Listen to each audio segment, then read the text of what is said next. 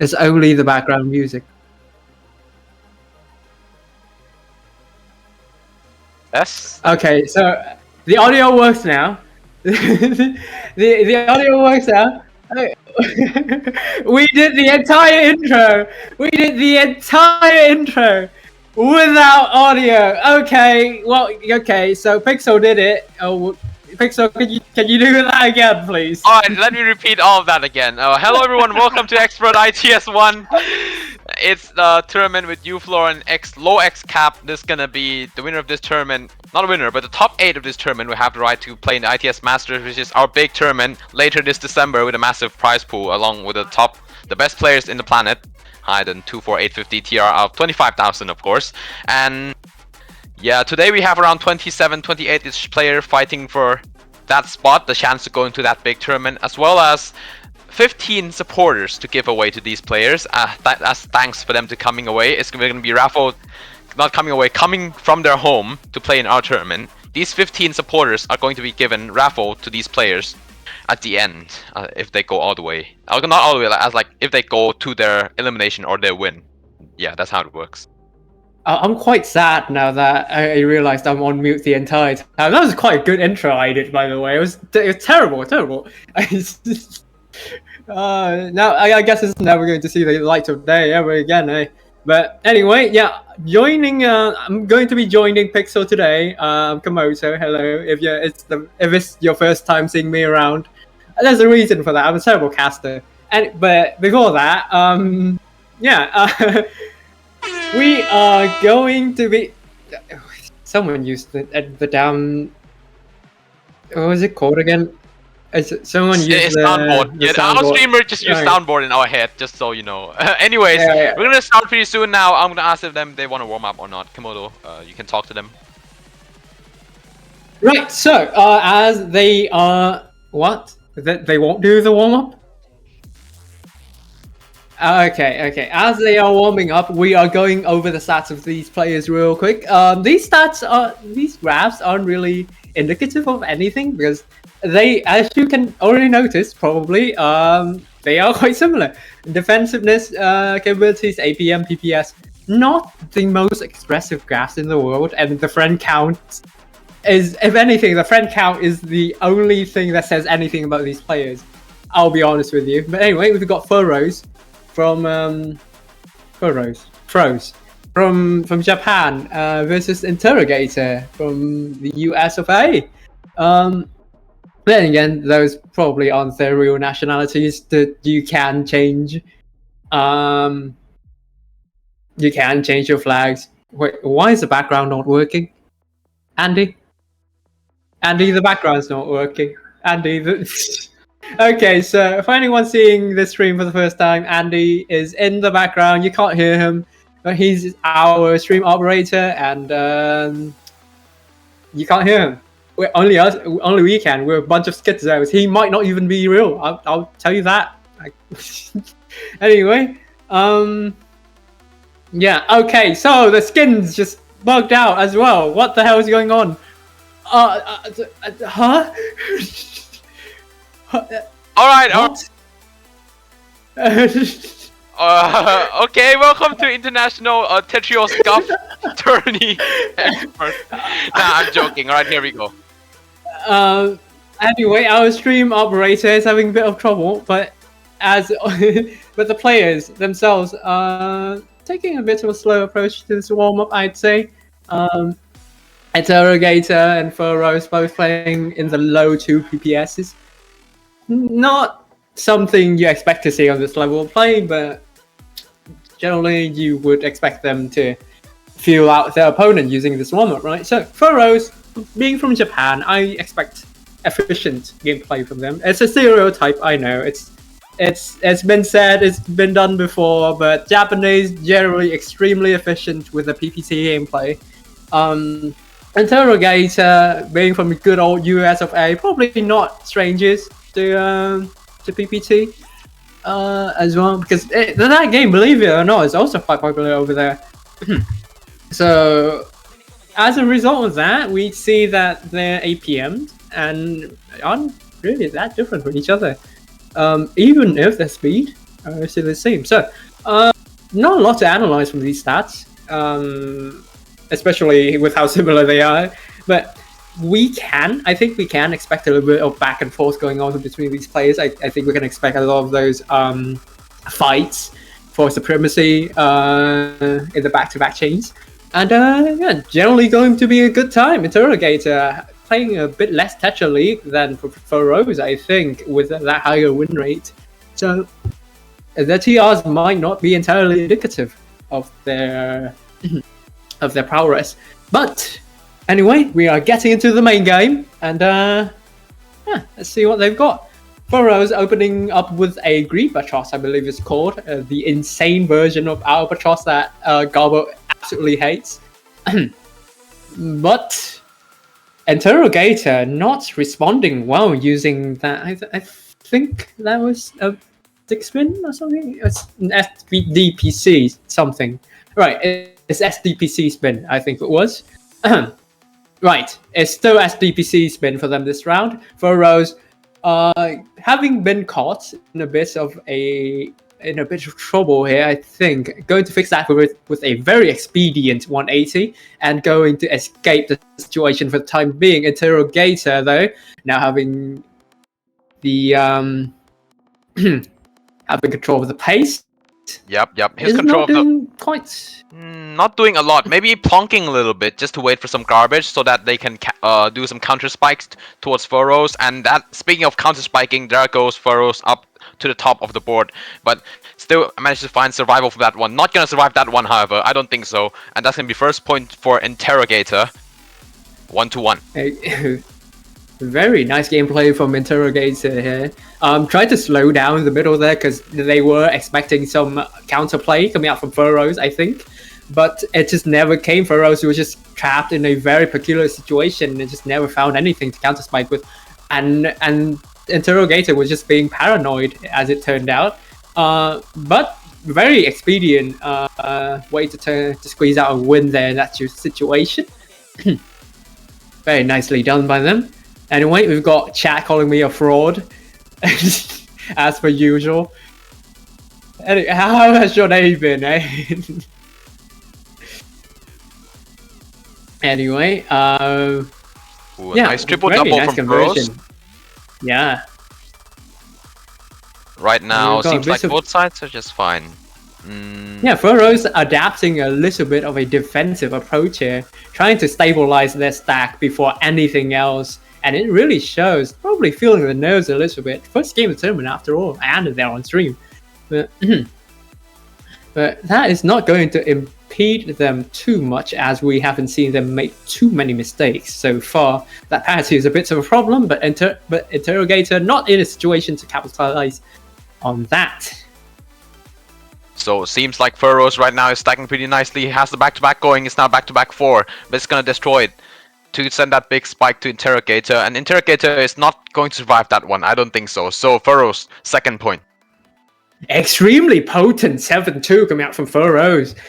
Very indicative of that PPT playstyle, like on the background. But I'm not sure. I don't know this player personally. Probably just practiced that in Tetrio. That's what happened to me as well. Yeah, extremely potent 7-2 once they find it. Interrogator needs to find a response and needs to employ some of that macro gameplay to effectively counter that, I think. Not going to be able to find much to escape this situation of theirs, though. Very nice down stacking so far for Interrogator. Furrows adapting that safe, meticulous approach to get their gameplay, and doing relatively well for themselves. Going to try and convert that into a DT cannon, I think, for Rose. Maybe. Not quite going to do it. Not quite, yeah.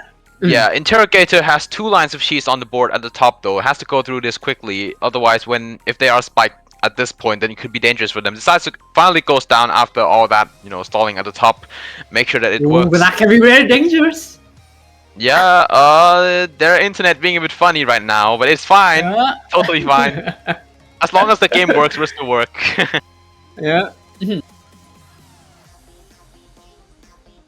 Oof. Yeah, Interrogator sending a bit, that spike on a bit of a bad timing, I think. You have to be very careful with that kind of spike where you end up in an 8-1 or a 9-0. And he wasn't exactly being careful with it, but was not punished for it, luckily enough. For Rose, again, we're seeing that careful approach really come back to bite them. Oh, Furrow's nice down stack there. It's gonna survive that one. Yeah. Very nicely done. And Furrow still needs to down stack a little bit more to access to that some clean garbage. Now a sensor quad, both sides still working just fine. Interrogator has access to clean and more clean, but it's gonna be a bit tough to use that. That's not gonna be a TSD, but it's gonna be a TSS still, so it's gonna work pretty well for them. As long as it's a T-spin, it's always efficient. Yeah. Oof. For Rose, again, adapting an extremely safe approach, just go for the slow and steady wins the race tactic here, old as age itself. But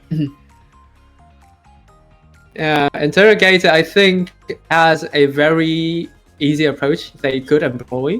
What's that SDPC? Oof. I don't know. Very nice. No, that was very nice. That was mountain stacking, I think. Mountain stacking 2.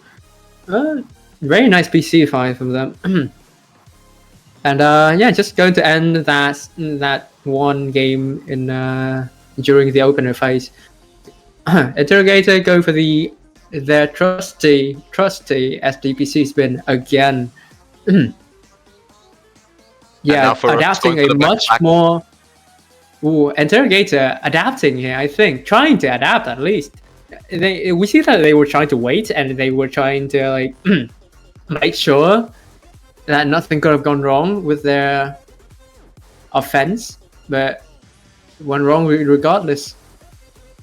Very unfortunate situation where they got caught at the top, and it's a new set now though. We've got the mid game already, as I was talking. Ooh, seems like there's a misdrop from Interrogator that would result in some slower dig. That's another misdrop. That could be difficult for Interrogator to go down from that spot. Seems like Interrogator managed to find the right pieces though, and that's going to be an 8 spike sent to Furrows. That's going to work just fine for Interrogator. Furrows right now, however, doing a back-to-back 3, make that 4. Could be 5 pretty soon now if they find a T, and they're going to find a T just in time. It's going to be 5, and make that 6 and 7 with that quad. So Furrows is sending a lot right now, and that's gonna be another point for them. It's 5-2, Furrows in the lead. Interrogator as well with that set getting hit by that Verizon special, I think. Not doing too well on the internet front. Got spiked, got internet lag spiked by his own internet, which is always tragic to say. It is indeed always tragic to see. However, sometimes we just gotta live with it because our internet is not always perfect as we know it. We're not in like the far future where everything is completely stable yet. Anyhow, Interrogator. Yeah, all right now, in case if you're in Korea, then yeah, your server's not pretty good for Tetrio right now, but it's gonna get fixed soon. I trust that O's gonna do it pretty well. Anyways, Interrogator right now stacking pretty fast, 2.5 PPS, while Furrows is going with only 2.0. So, yeah, Furrows playing a bit more efficient here in terms of VS score, because VS score is the same, but Furrows is going much slower than Interrogator right now. Yeah, Furrows is just taking their time, just thinking their way through all of this, and it's working out really well. Interrogator not having the patience to try and exploit any mistake from Furrows and just sending blindly as I see it. Generally not the best approach to the game, and but it can be quite fun, so I wouldn't judge.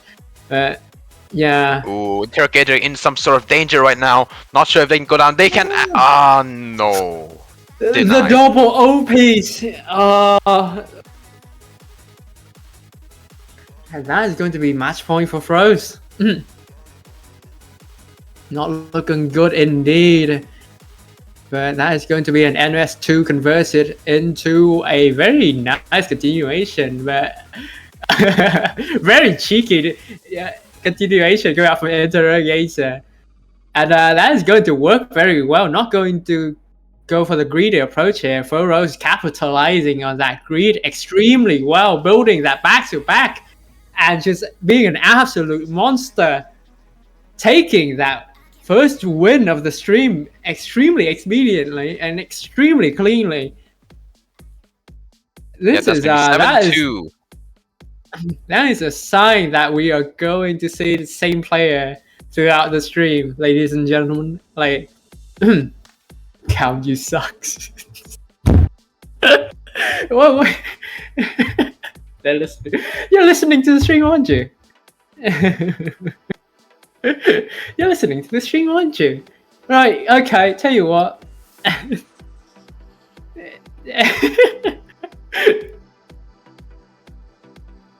Yeah, so that was quite a dominant showing by Furrows there in the first round. There's 7-2, a massive, quite a massive difference in terms of the scoreline from that set. Do you have any thoughts about like what Interrogator could have done in that set to like perhaps stand a better chance? I mean, I've said it before during the set. I'm going to say it again. Sending blindly and not having a plan, you game winning plan in mind is extremely deadly. It is extremely deadly. You don't want to see that in a tournament settings. Like, it might work out if you Firestorm, but then again, Firestorm can find 10 PCs within a minute. So it's it's extremely difficult to maintain that playstyle and hope to squeeze out a win against someone on your level. But yeah, generally I want to see at least some macro during dangerous situations. Like when you know that your spike is going to result in something difficult to downstack, such as an 8-1, such as a 9-0, you need to be patient with that. You need to be able to have the cognitive function to be able to wait and cancel with it, right? Or like if you see that your opponent is in a dangerous state, you go for it. But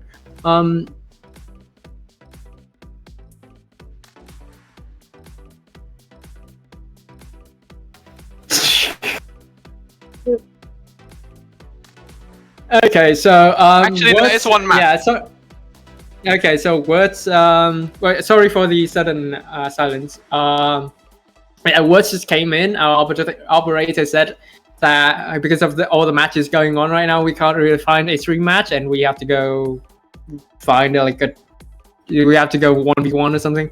Apparently there is a match, so never mind. Actually, there is a match. There's like Furrows versus Seed 1, you know, just like won the last round, go against Seed 1. That's the only match that we have. Yeah, no. It's better if we don't stream that, in my honest opinion. Why? No, why?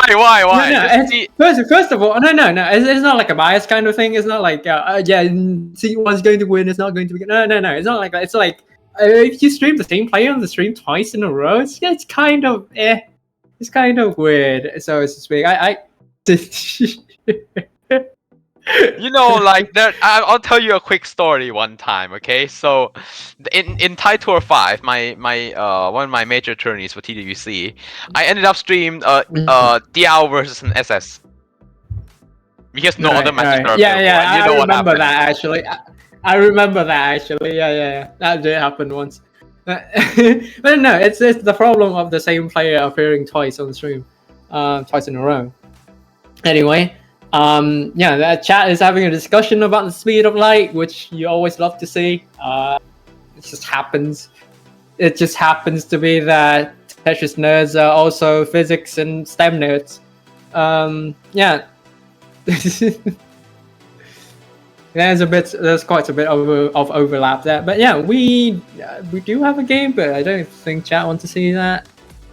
Not really. So yeah, anyway, back to what I was saying. Right, okay, a macro is extremely important in this game, as demonstrated by a certain pro that we all know. But Mike, you have to mention. Every week I see this man, he changes his name and mess with me. I always say, I hate you. I hope you know that. Anyway, yeah. Yeah, I guess we can like do either like chat a bit about things going on right now in the bracket, or we can do a show match. But I'm gonna chat about like what's going on in the other parts of the brackets first. Let's see. Right. Alright, so far in round 1, let's see, is there any upset? No, that's not interesting. Actually, no upsets at all. They're still playing. There could be an upset between seed 15 and 18, but the rest are like, yeah, the matches that finishes early used to be like 7-0, 7-2, 7-3. There's 1 7-5 though.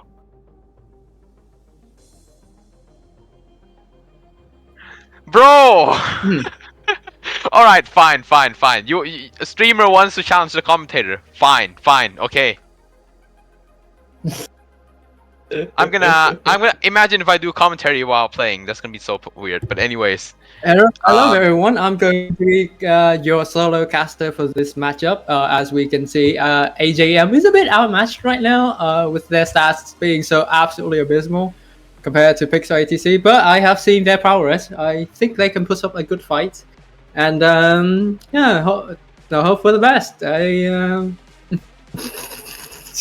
This is gonna be so cringe, but yeah, streamer versus commentator, let's go, because we don't have a match going on right now. All of them are still playing, so you guys get to watch us. Hooray! Alright, ready, 3, 2, 1, go. If you're just tuning into the stream, and my condolences. Right. Okay, opening up. I thought it was first to 5. What happened to that? It's first to 7.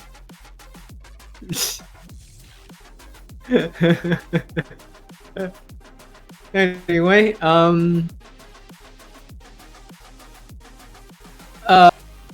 nothing to say. We've got extremely average gameplay coming out from both players here. I'm not hating on any of them, of course. I'm not biased.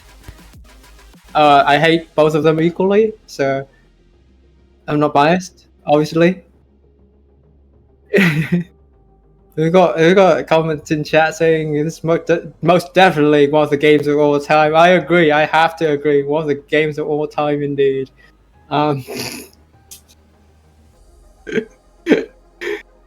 Please do not use in-game chat for chatting purposes.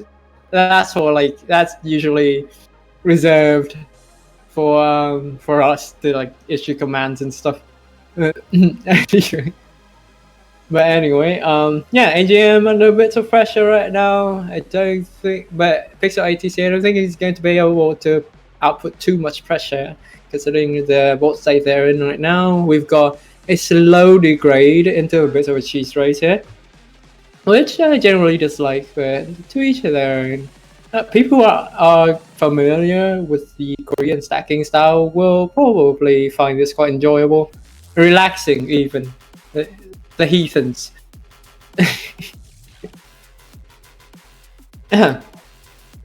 Right. Oh, where was I? AGM under quite a bit of pressure. Pixel ATC still taking it easy, I suppose. Just barely scratching 80 APM. Barely pushing out any sorts of pressure at all. We did see a spike in viewer count, so I'm going to see, if you've just arrived here, my condolences. We are having a bit of a show match because there's no match coming up. Usually, filling the space would be left to the analysts, and I've got nothing to say, so they have to do this one show match thing. Pixel ATC stacking terribly right now, but going to be resolved relatively quickly with the use of an eyepiece into a few. Oh my god, he just messed up his own board state again. Disgusting. Anyway. I'm sorry, Pixel. I hate the both of you equally, it's fine. I'm not biased. Wait. Let's see. Yeah, Andy, AJM, or Andy. Andy, wait. Andy, we have a match now, so let's just tell them to wait in the room. That's it. Okay, so we're aborting now. We do have a match on our hands. We've got AJM messing up there. I think that was Mr. T-Spin, I think was the result of that. Mr. T-Spin's STD, of course not one of the dangerous ones. It's just a mild annoyance for your opponent. Excuse me. Ah.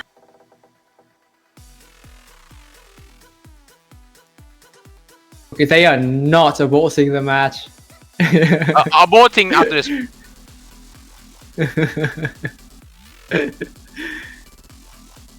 Okay, lads, how have your evening been, huh?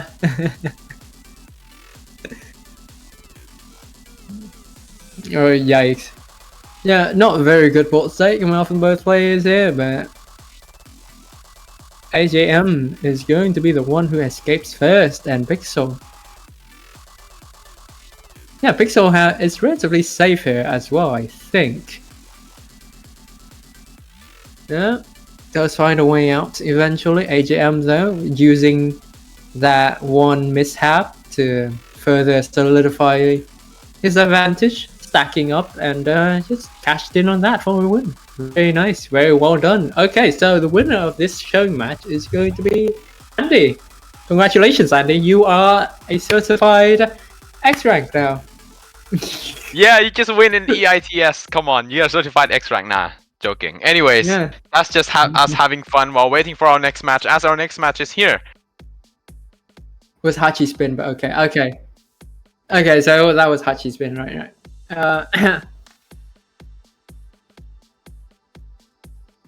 All right, so our next match here, I believe, is going to be Gelatinous okay, Boy so versus Muse.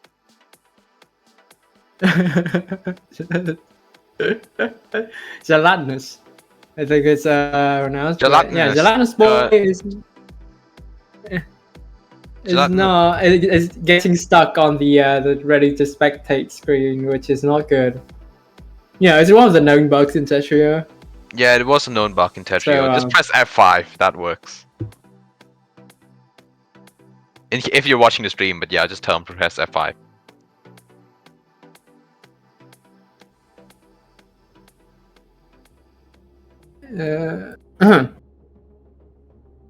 Yeah, so we are going to analyze their stats for the time being. Going from seed 14 versus seed 15 to seed 4 versus seed 5 is, I must admit, a bit of a jump. But what can we do? It's a good matchup. It's going to be a good matchup, at least. I expect Muse 918 versus Gelatinous Boy. Again, a matchup from opponents across the globe. A Korean versus a Canadian. Right. Yeah, this one's a Korean versus a Canadian. Both of them only 6 TR apart, but 6 TR apart in low X can mean... I don't know, I think that's like 1 or 2 match difference, I think, for low X. So that's not a big difference in their TR. So low X you still get like... How much do you get? Low X, you still get like 16, 17 for a win. Oh, actually, I thought you get like 5 or 6. So that's cool. That's good to hear then. No, that's like high to mid X. Really?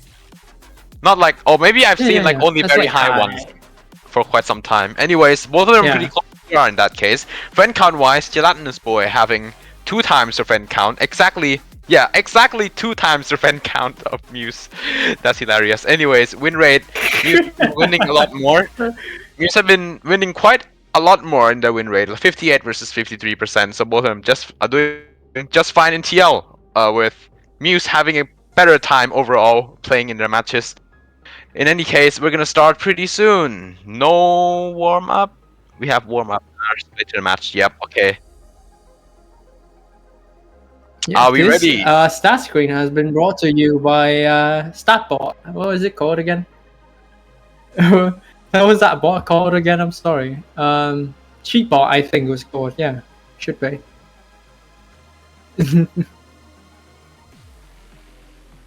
Yeah, we are going to have warm-ups. No warm-ups. No warm-ups. This is actually, this is the main match, and Muse going with the LST right off the bat with 3 PPS. Is LST going on for Muse? I'll assume I didn't see that, but yeah, that goes the back-to-back, and there goes the LST as well. Gelatinous Boy. Huh? Did you say something? I'm sorry. I said no because Muse, while seemed like they made a mistake, there was actually an opportunity for a color clear there.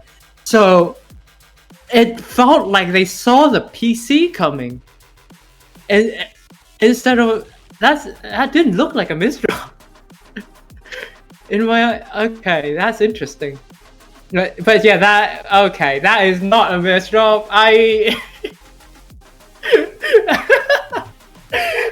We've got Among Us opener coming out from Gelatinous Boy, and they are going to pay for that. Very well done. Did he actually Among Us in the beginning? Or I think just on the top, right? Yeah.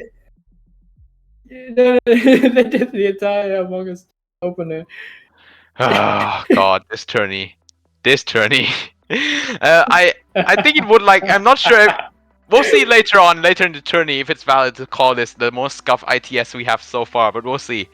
We'll see if it. We're still on track for that, but hopefully it's not the case because this is expert level now. This is not like your intermediate or beginner level. TST tower for Muse denied, takes out by a few lines clears there. So no TST tower there for Muse. Gelatinous Boy stacking 9-0 or 0-9 right now. Doing pretty well, doing a T-spin single, and Muse is up pretty high on the board right now. That misdraw from Gelatinous Boy is not going to look pretty good for them. They have 2 lines of cheese. They have to go down pretty quickly and finds a way to go down very nicely. Muse is at the bottom, could send some pressure here.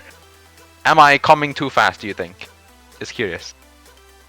Yeah, it's fine. It's fine. It's fine. Both Come players on. are just not stopping the misdraw. Oh, very nice. Yeah. Yeah, very nice from Gelatinous Boy there. Ooh. A T-spin and a quad, and a T-spin and another quad, and some more. This is going to be a very good down stack from Gelatinous Boy, as Muse has many lines of cheese to go with. Now 3 lines, 2 lines. Make that 1 line of cheese remaining for Muse. Gelatinous Boy has a 5-4 going. Could be a nice pressure here from Gelatinous Boy, but yeah, that's good. Some good pressure. Very good pressure. Not pleasure. Pressure. 24 spike.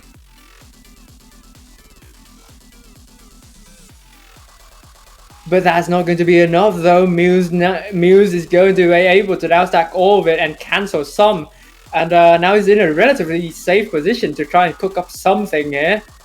But not too much, though. Gelatinous not having too much trouble with anything Muse is sending. And yeah, just casually cheesing away at Muse's board, which can be a very deadly tactic if you're not paying attention. And let's see, Muse just attaining that safe board state and working from there for the time being, and it's working very well. It's working not particularly very well. Impressive. Wait, this could be impressive if they can go down. Because they've been trying to go down for quite some time now. Gets some pressure from Muse, but Gelatinous Boy is still able to go down very nicely, and it's now setting up some pressure. It's gonna be a T-spin and a quad and some more combo. It's gonna be 15 spike, and Muse is gonna go down with that one. It's the first point to Gelatinous Boy as 2-1 to Muse. And a fancy donation to top everything off as well. Very well done from Gelatinous Boy. Not very particularly impressive efficiency from both players here, as they are misdropping quite a bunch. But for the time being, though, Muse going to be able to get that very good garbage hole. Not going to be even able to make use of it, and just end that set right there. No, not a set. End that match right there from that round. Actually, I'm sorry, my vocabulary has been all over the place today. Yeah, from the opener phase of the game. Very well done. Gelatinous Boy was not very careful with their opener choice, I suppose. But that is going to be a very nice cleanup into a 7-2 back-to-back stacking sequence. Not going to be, not going to even need that 7-2 conversion. And that was barely enough to top out Muse. Very well done from Gelatinous Boy. Very good showing here. Muse missed the PCO by misdropping the JPs there. But still gonna make it work with it. So it's stacking up stacking a little bit, and now it's going to send a few more quads. Now on back-to-back 1, setting up on a T-spin now 2, make that 3, and it's gonna be not 4, but it's gonna be fine, just fine, because they just found themselves in quite a good position right now. As Gelatinous Boy actually has a lot of clean, so it might be massive counter spike from Gelatinous Boy here. Muse has nah. That placement is not gonna be so good because I think there was a solve there that Muse didn't see. Yeah. That could have Yeah, get no, him down. Muse saw. I think Muse saw a very good solution, but he misplaced his S piece by a single block, so it just didn't work out for him. Very unfortunate stuff to see. Yeah, going to be a bit of a conversion attempt, rather. Sorry. As Muse fails to acquire the pieces needed for that 7-2, and we've got mid game. Gelatinous And Boy now not we're into having. the mid game. Yep. Seems like Gelatinous Boy now is playing a bit faster than Muse, but is dealing less attack. That means Muse is much more efficient than Gelatinous Boy playing in this round, but maybe not so much now as their speeds is now about equal the average speed overall in this round so far. Gelatinous Boy finds a nice cancel there and is not going to top out from that one, but is still trying to find some good down stack and is able to get down to the bottom with that, and it's gonna enable him to send a 10 spike.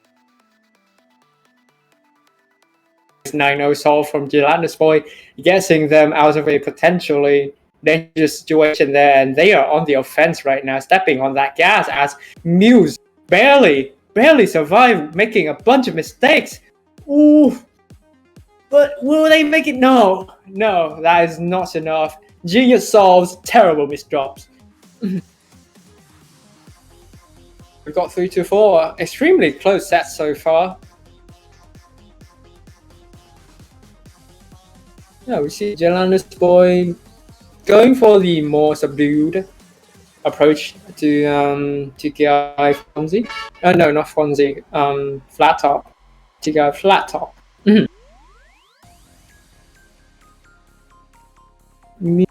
Yeah, still greedy for the setups right now, but it is quite fancy. I'll give him that. And yeah, they are just steadily cheesed up right now. Gelatinous Boy, venomous. Leave them to their own device for a little bit and hold on. Yeah, a lot of cheese for Muse there, so Gelatinous Boy is gonna take one more. It's now 5-3, 2 more for Gelatinous Boy to win the set. Seems like an SDPC coming from Muse here. He's not gonna get it.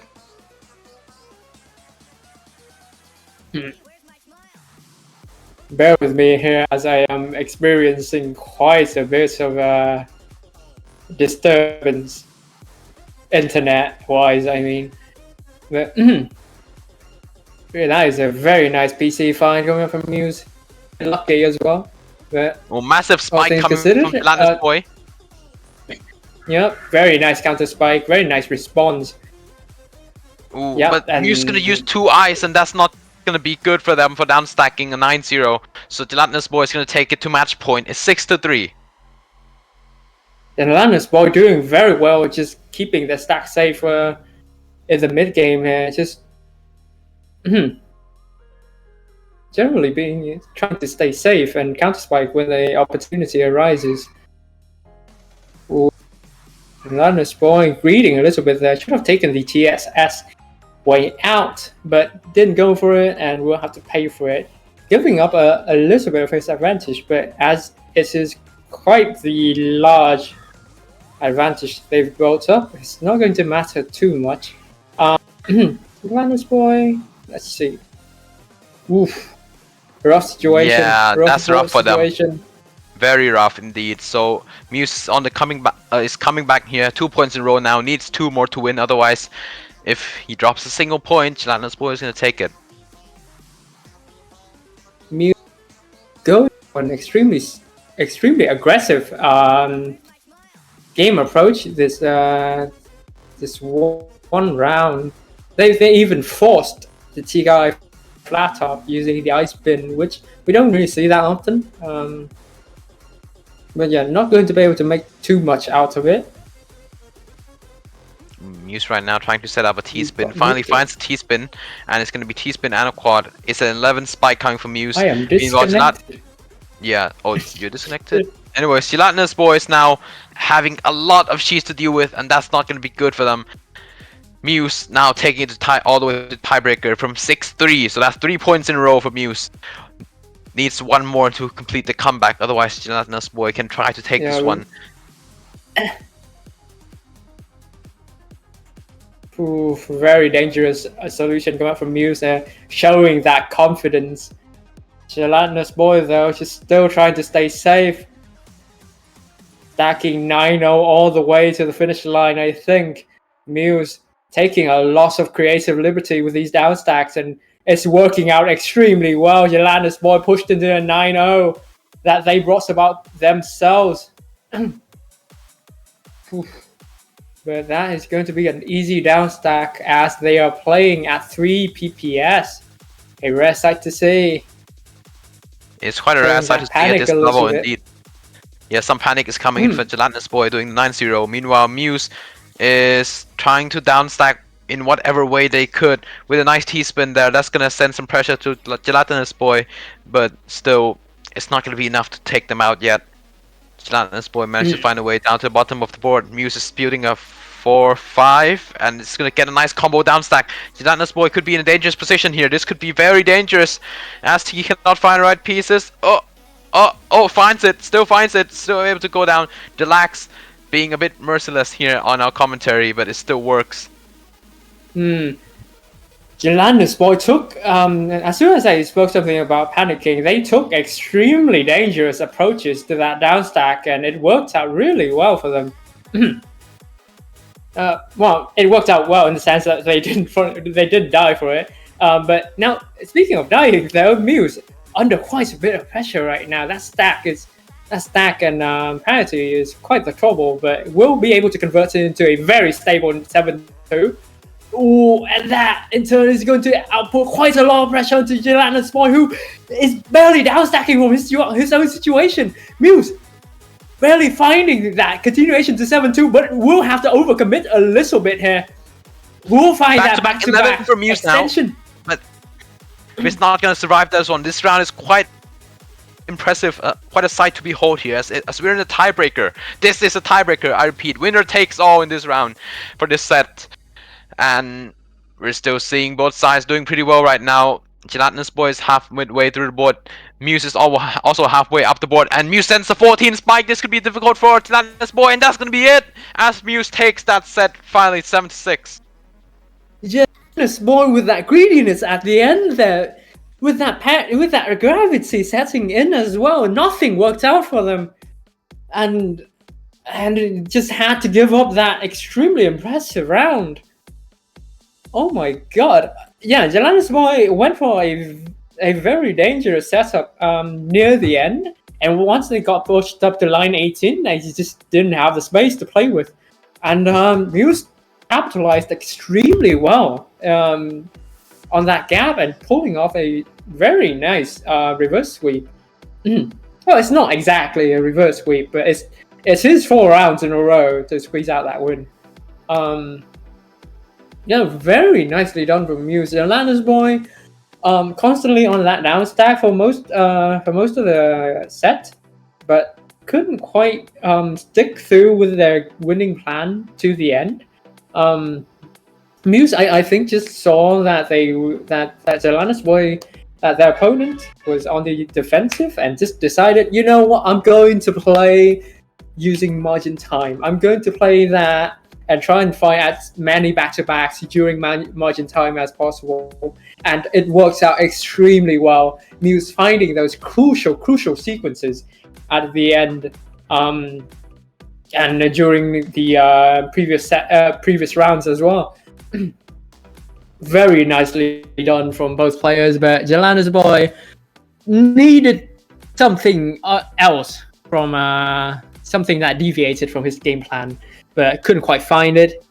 Found somewhat of a response. He started taking risks by the end of that set, but it was not a right answer, unfortunately.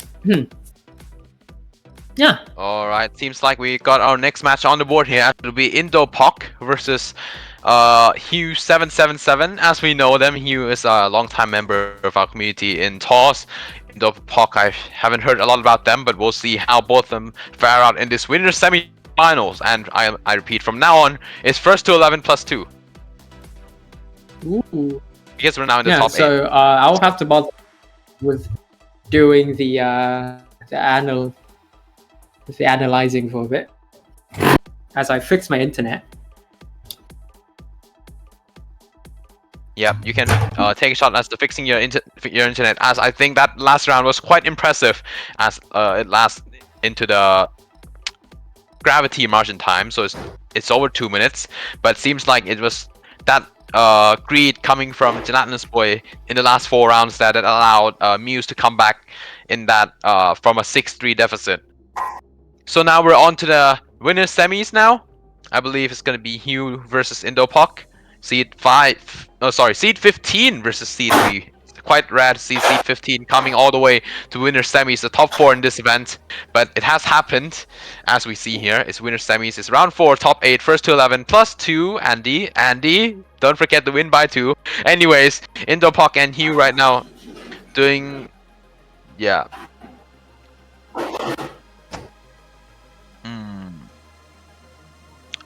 From analyzing this thing, I feel like Hugh has a massive advantage. However, given that Indopoc has came all the way to winner semis, they might have something in their back pocket that could show us that there's a reason why they're here in the winner semifinals. But otherwise, the stat says a massive advantage for Hugh 777 here, as the TR 340 difference. Not, is it? Yeah, 340 difference, I'm correct. And the win rate is about the same. Friend count with Hugh being a bit more famous than Indopoc here, with around double the friend count of Indopoc. But both sides are, yeah, pretty close. Stats wise, not so close, but I would say pretty close, given that they are able to make it to winner semis in the first place. So we'll see if they are up to warm up or not. We'll wait for Hugh to respond in that regard. No, on the matter, I mean.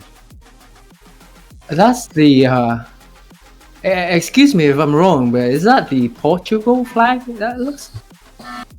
Is that? What flag is that? Hold on, I need to look up. Oh, it's the Spain flag. Oh, yeah, I'm stupid. No, it was on the tip of my tongue as well. Yeah, so Spain versus Hong Kong, I believe. Yeah, it is Spain versus Hong Kong. Again, another West versus East match, I think. But our first Easterner was a bit of a fraud. He's not really Japanese. But anyway. Yeah. Another East versus West. Going to be a good match, I think. We've got first to 11 plus 2 here. We've also got a very creative approach to, I think, to an opener.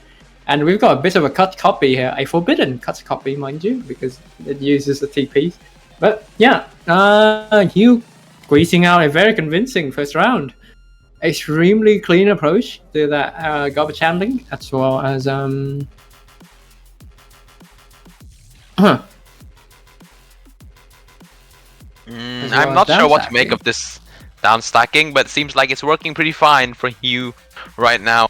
Indopoc is trying to pressure a bit more with that 0-9 stacking. With the clean garbage as well, it's going to be quite an advantage for Indopoc, but it's still going to be sent some garbage back by Hugh, and that counter spike from Hugh, another counter spike. This could be quite problematic for Indopoc to go down, but still is able to go down after all that pressure.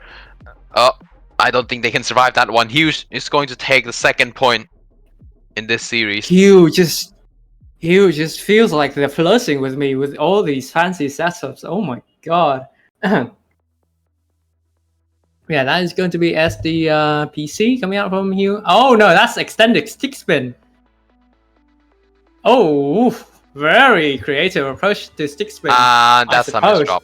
That's a misdrop. I don't think they're gonna survive that. Indopoc taking their first point after in the third round of the match. There we go.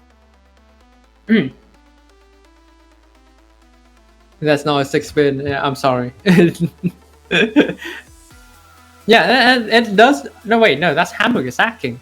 Yeah, it was a bit of an SDPC into hamburger sacking, which just feels like extended stick. It's just but he doesn't go all the way into extended stick. He just goes into a bit of hamburger sacking and then another hamburger sacking.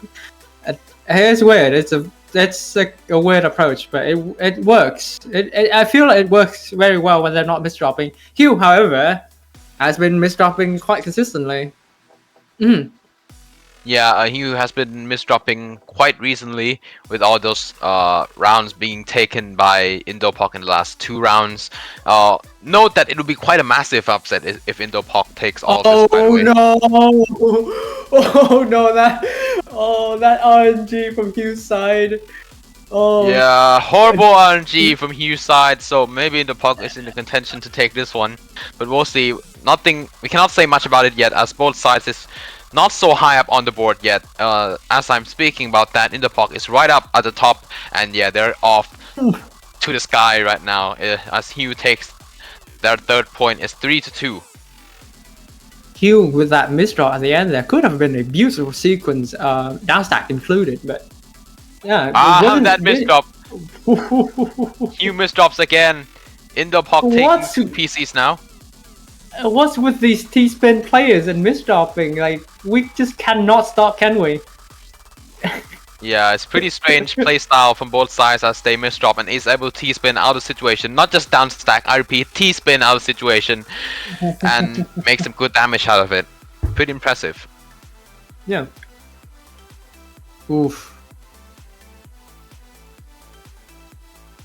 Yeah, Hugh going to be able to squeeze out that winner at the end. I didn't quite pay attention. I was pouring my tea. But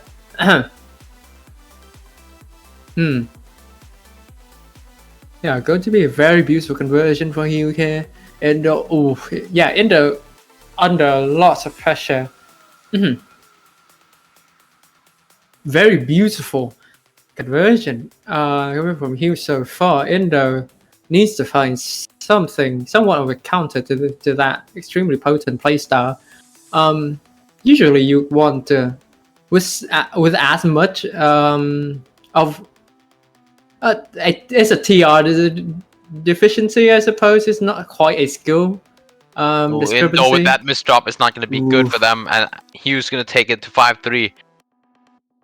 Yeah, in this kind of matchup, the only thing that's going to save you is consistency, just like the general ability to avoid misdrops, right? And no, not exactly employing that to the best of their ability right now.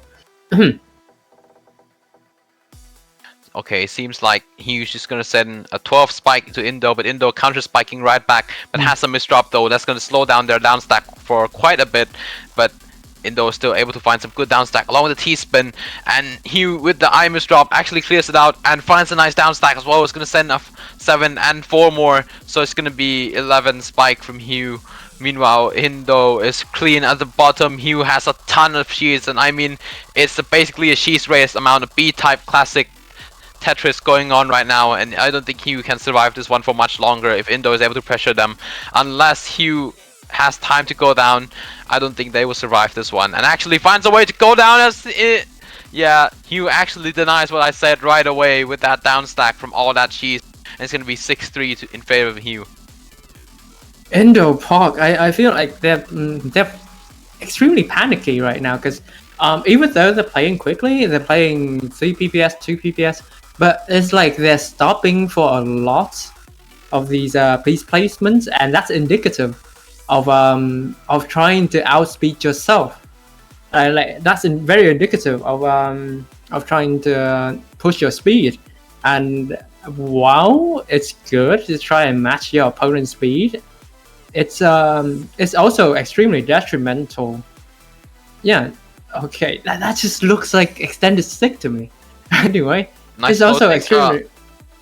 Ooh, very nice coming from Indo. That is 150 APM from Indo in that round, and note that they are 24.4 TR. Very impressive round from them. Absolutely smurfing. Anyway, absolutely smurfing. Yeah, I like that. Anyways, I don't think they're smurfing, but yeah, sometimes people are just cracked at their gameplay, and it happens. You know, I'm 24.0 and I still see 150 APM from opening rounds like that. Anyways, both sides are doing just fine right now.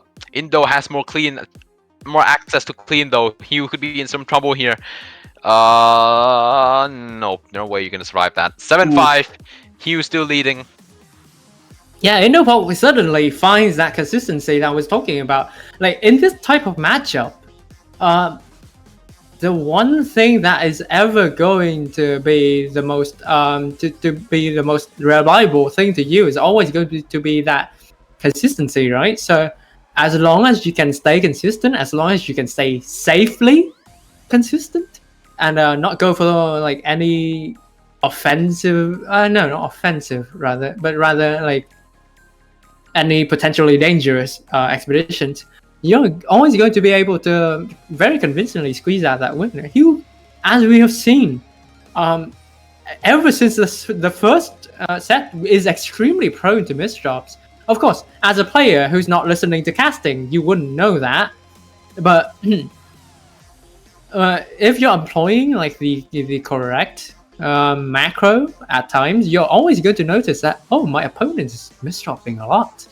And it's extremely easy to spot as well. These misdrops are no joke. These misdrops are like 4 height hangs, which are absolutely detrimental. They fix it. They can fix it quite well, but it doesn't. But it doesn't like obscure the fact that it's going to cost you quite a bit of time. and yeah, Indopark just needs to find that consistency, and I think they're in good hands. Yeah, they'd be in very good hands if they're able to find that right time to strike Hugh down when they misdrop.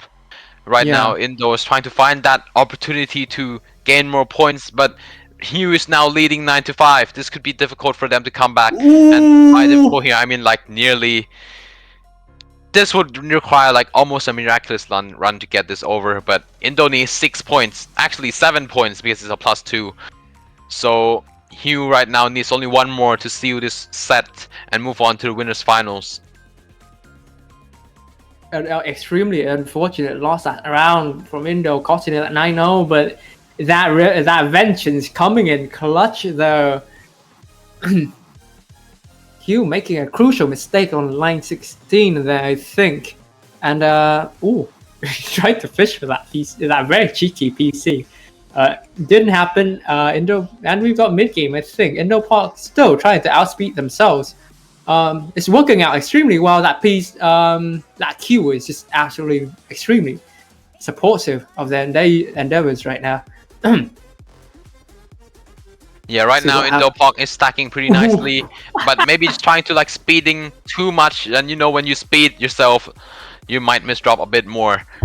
But sometimes risks are required to beat those people who are just way faster than you, who are able to pressure more than you. But sometimes it's just not a good thing to do.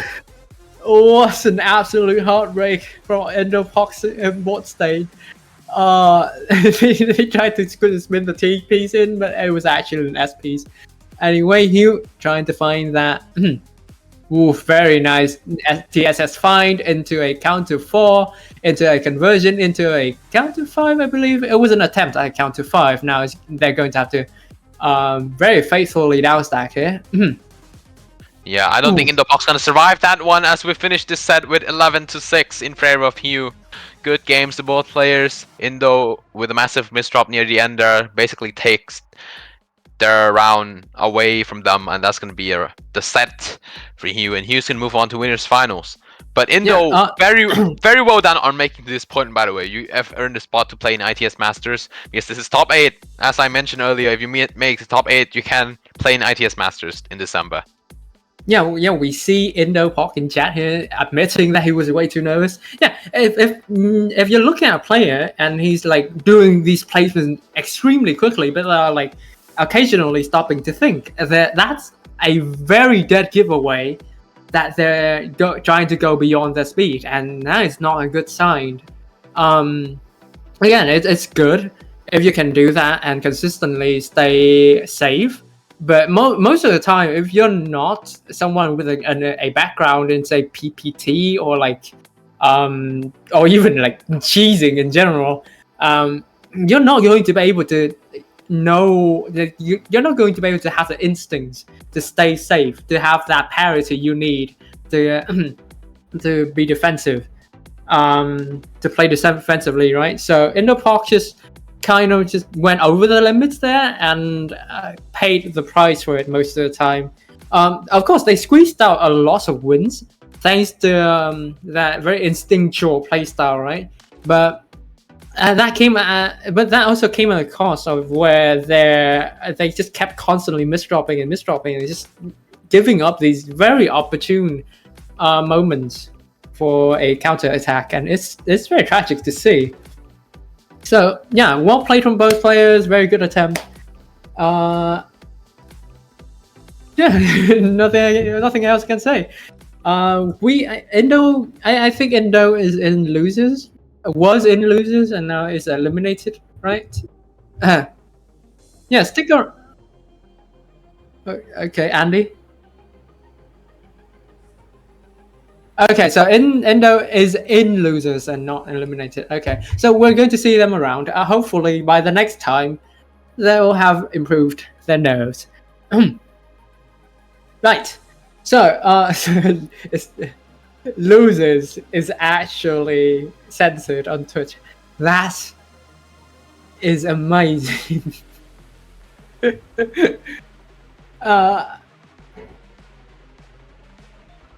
Yeah. So, yeah. Next match here, we have oh, by the way, Andy, could you put small m in Matt? I'll just call them Matt. So our seed one here, Matt 1J.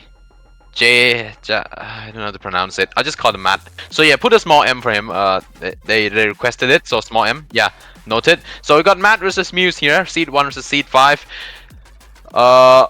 Ooh, this could be an interesting round because this indicates that the APM of Muse is much higher than Matt. However, Matt has stronger defense, so it's gonna be a round of damage versus defense here in our winner semis. Then and you can also see that their PPS are actually relatively the same. So I'm not expecting any macro coming out from Matt here. I think unless he's like an absolute monster, because on that level, and you're keeping your PPS and you're also playing macro, it's rare to say the least. And yeah. Okay, so it's going to be a bit of a cheese versus APM spam matchup, which is going to always favor the cheese player.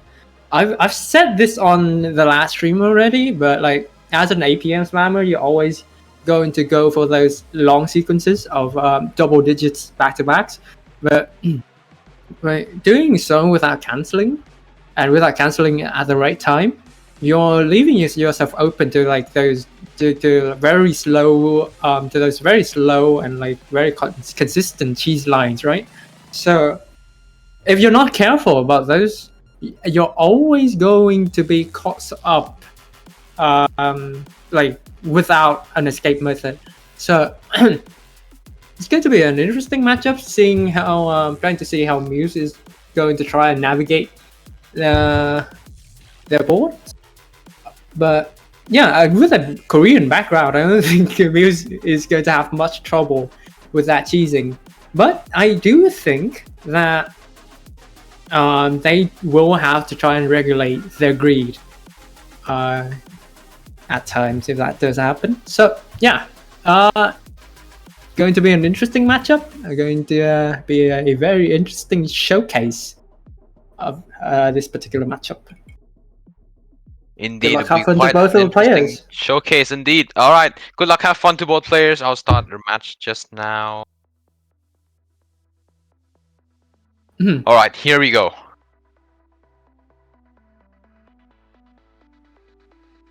Whew.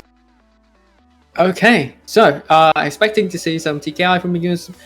Matt is going for that very trusty. Oh, Muse going for a cancel PCO as well, but didn't quite cancel every single line, unfortunately. And we've got mid game, everyone. we've got the early stage of the mid game though, where both players have got quite a bit of garbage to work with. So we're going to turn into something interesting here if Muse is allowed to cook.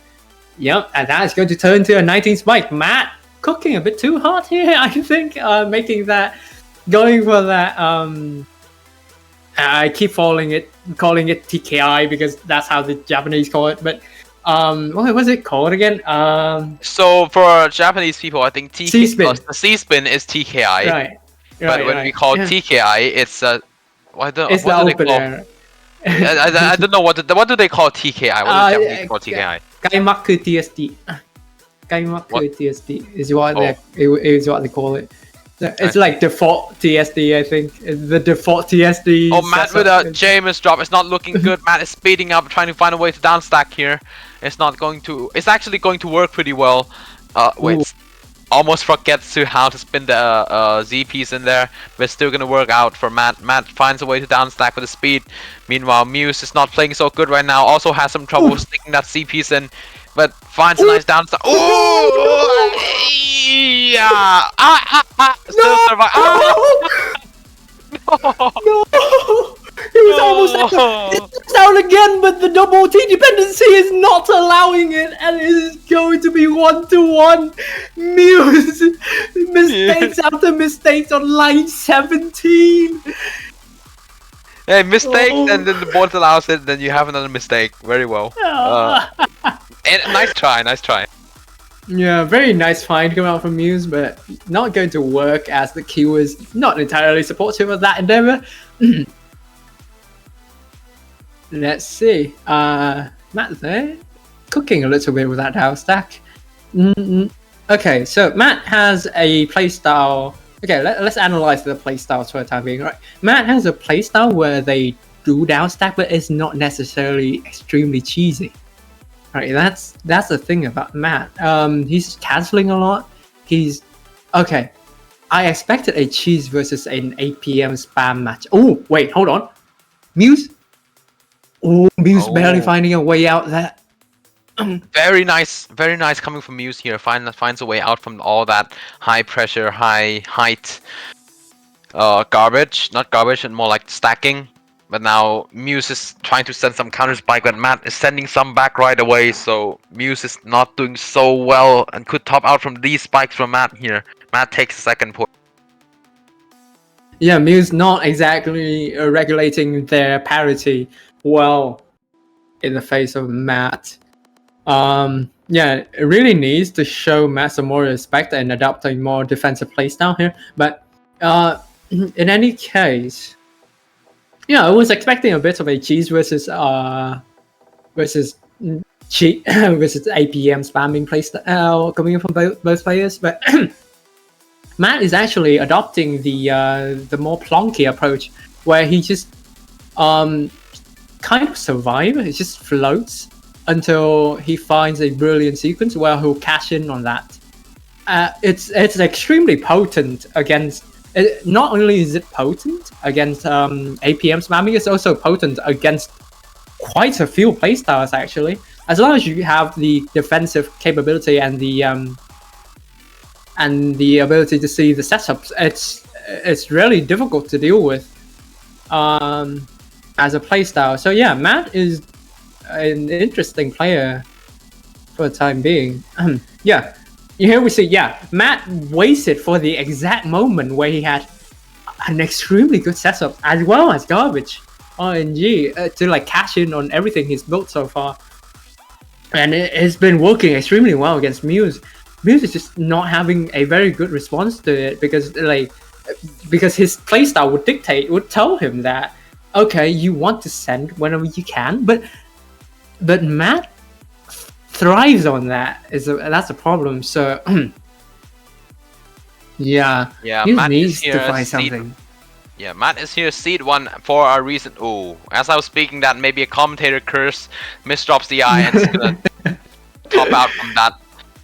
Yeah, bit of a commentator's curse moment, but yeah, seed 1. I was also like commenting him for like, you know, coming in as seed 1, doing pretty well in the tournament. Oh well, misdrops. Nice.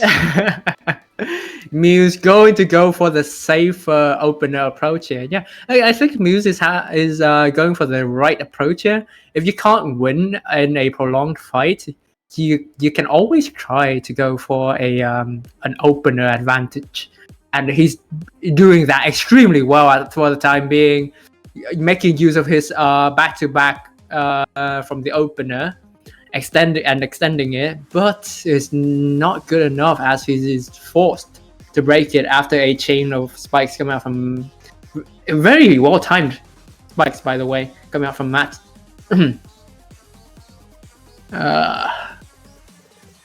Yeah, very difficult situation for Muse here.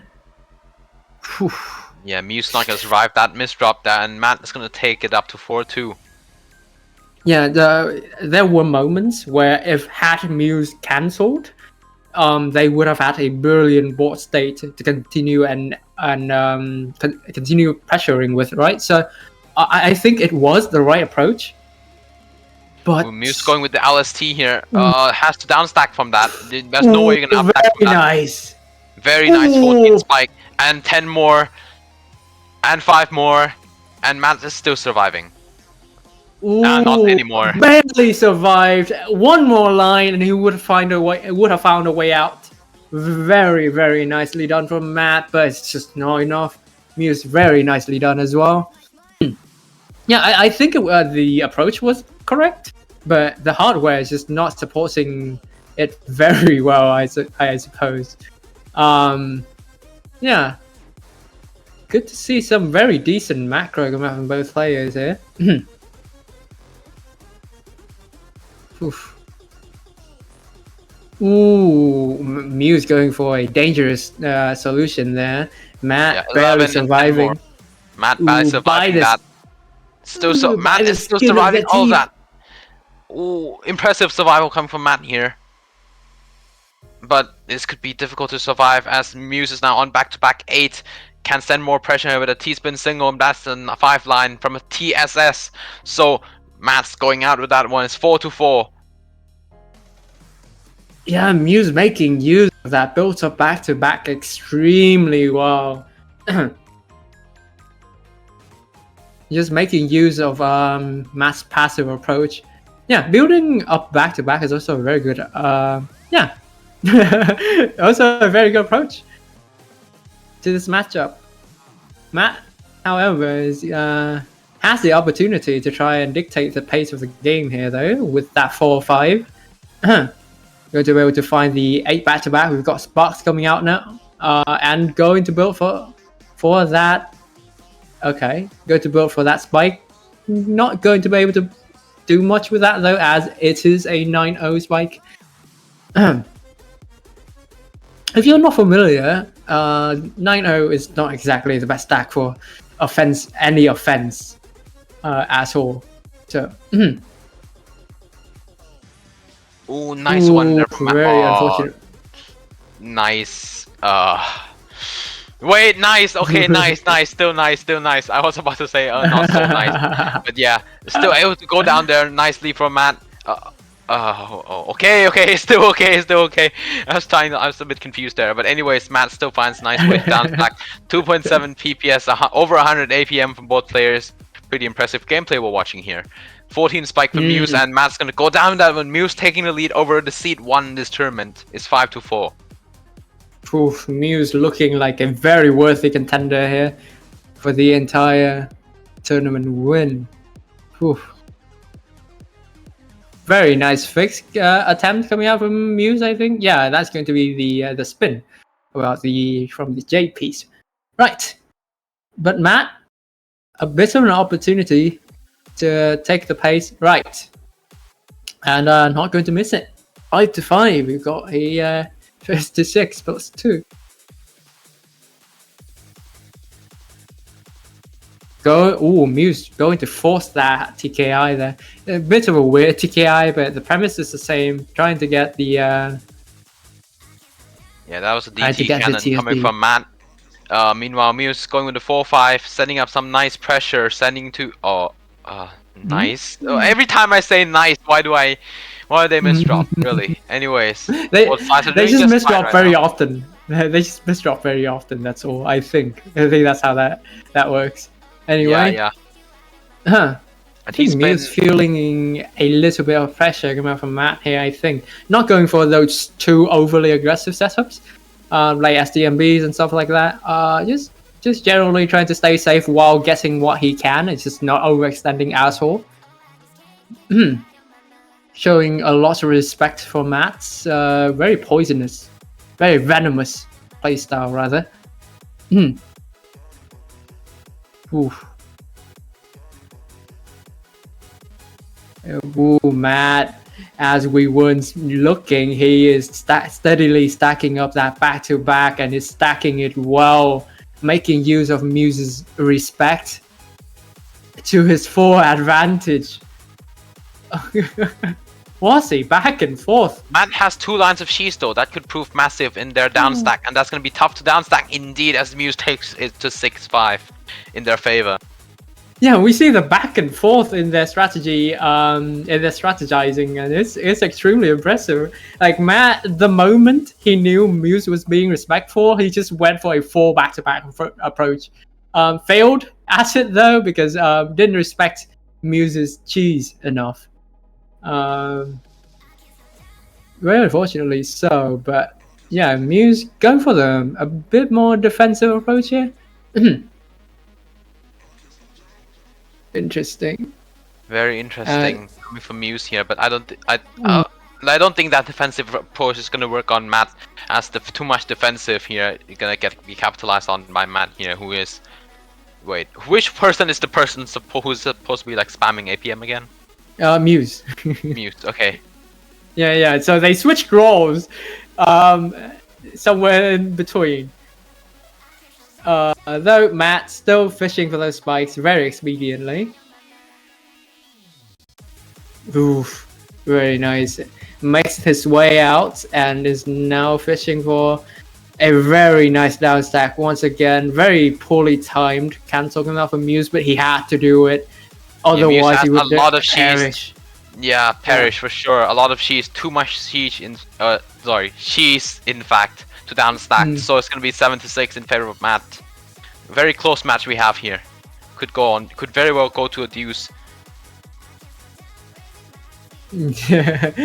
Someone in chat said, should they pull out the deuce copy pasta? I mean, so I suppose you can if they do. You can if they do deuce, then you can because earlier, a few hours back, we had Firestorm versus someone, I forgot who it is, but yeah, they went 17-15. Yeah, TWC has been extremely impressive so far. Yeah, it has been extremely impressive, and it might get even more impressive as the finals, is a best of 3, first to 11. Yeah. It's gonna get even longer, but the loser actually goes out right away, so it's gonna be even more exciting. Do or die at the end. That missed up for Muse. Not gonna look so good at all. As Matt takes to 8.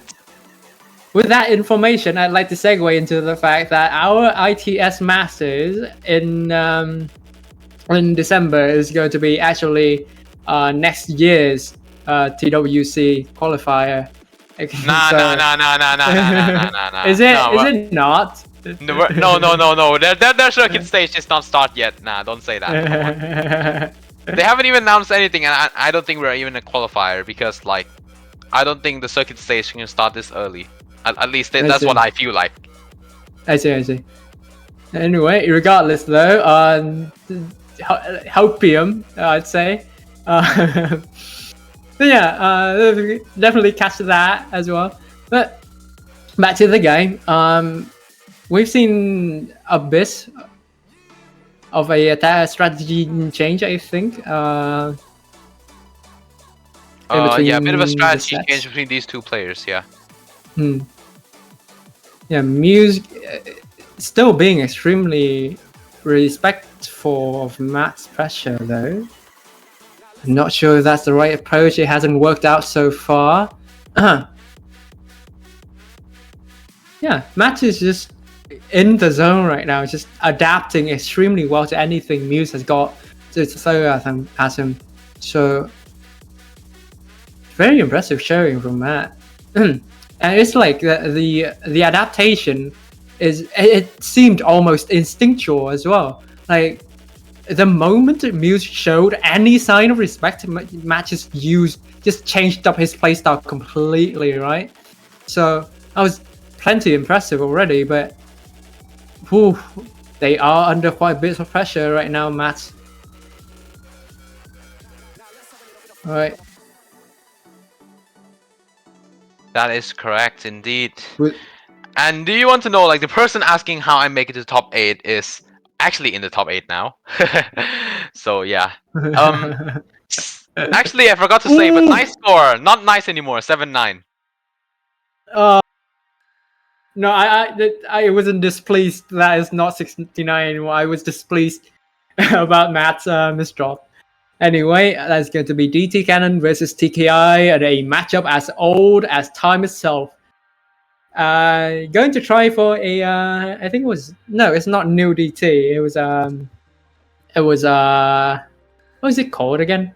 DTPC. That's simple enough. I forgot. I'm old. I'm sorry. I don't know much about it either, unfortunately. I'm not one of these opener buffs that knows all about those openers. I'm not an opener main. I'm a more like a mid-game Strider main. So yeah. In any case, Right. Muse is now trying to like counter spike all that being sent by Matt, but actually ends up canceling all of that instead. And ooh, risky STSD from Matt. Matt's gonna send a 13 from that, some of it being cancelled by Muse's garbage sent before Matt executed the STSD, but Muse is now stacking pretty nicely and is going down very well. Still waiting for the right pieces and actually finds all of it. It's gonna send a double quad over to Matt. Matt also has some nice down stack ways as well, but has to do it quickly, otherwise Muse is going to capitalize on this, and it's going to be the 8-9 in favor of Matt as Muse takes that 8th point. Muse bets everything on that last attack there. If that hadn't worked, it would have been set over, I think. Very well played from Muse, correctly identifying the moment to attack there. Matt as well was no slouch, identifying a moment of attack. That SDSD in the mid game was, in particular, was extremely impressive.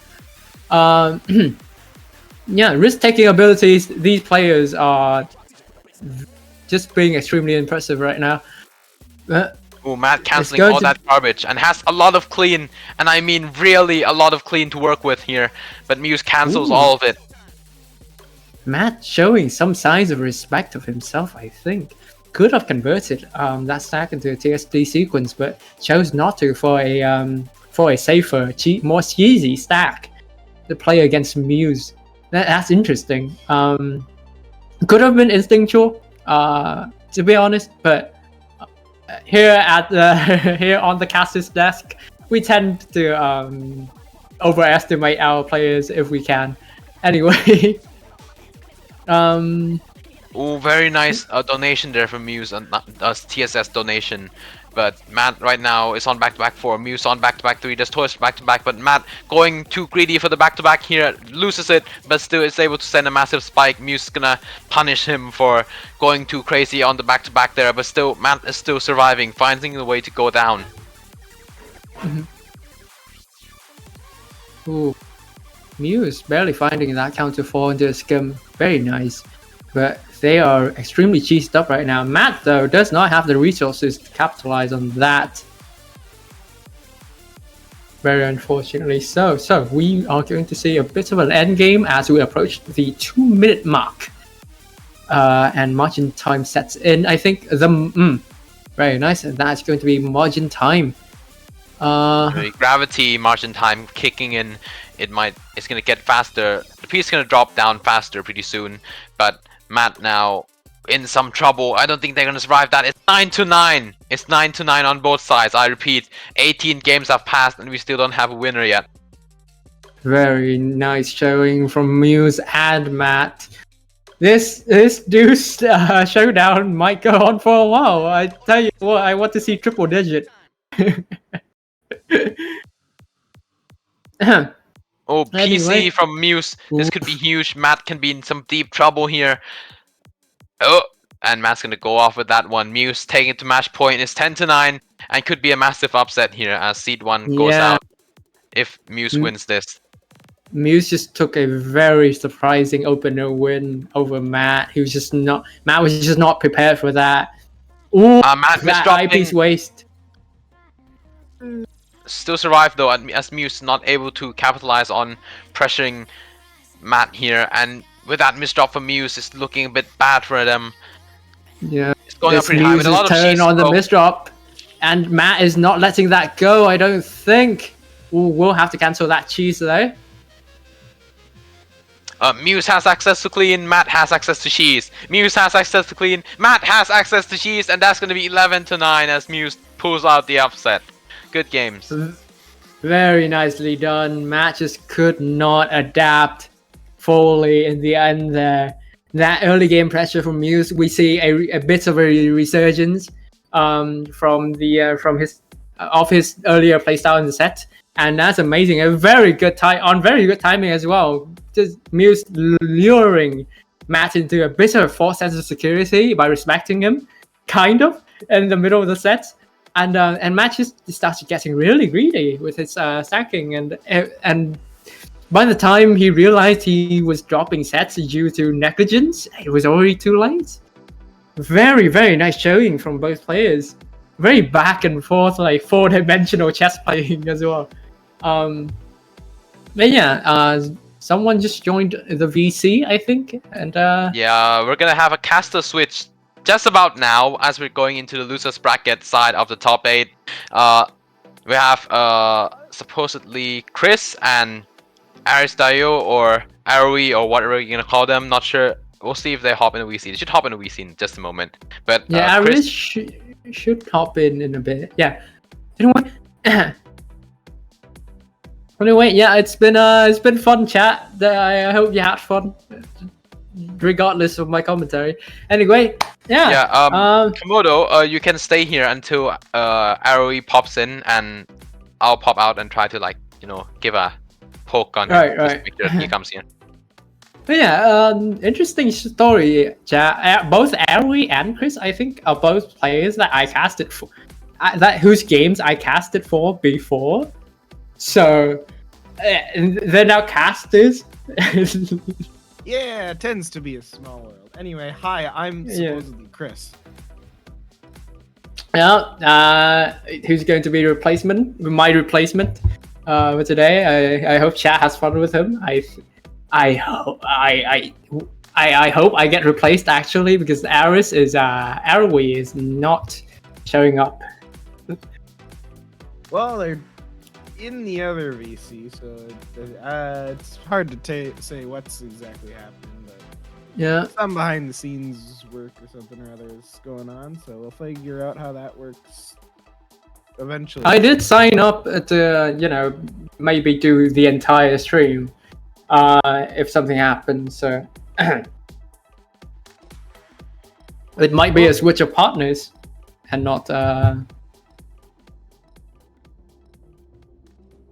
hard to say what exactly is going to happen, but yeah, we do get to have a match coming up here. The losers top 8 is here. We got Gelatinous Boy against Ekpi, both quite good players in this bracket overall.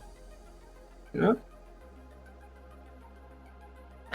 We are going to have a bit of a disturbance as Gelatinous Boy's graph is bugging out, but regardless, we have seen Gelatinous Boy in the stream before. I don't know if Chris knows, but their playstyle do tend to be quite particular. They're not very adaptive, I'd say, but they are able to roll over their opponents with just like sheer power alone, and it's a sight to behold. It's a bit of a sight to behold, and Ekpi hasn't appeared on the stream before. Obviously, I'm not very familiar with them either.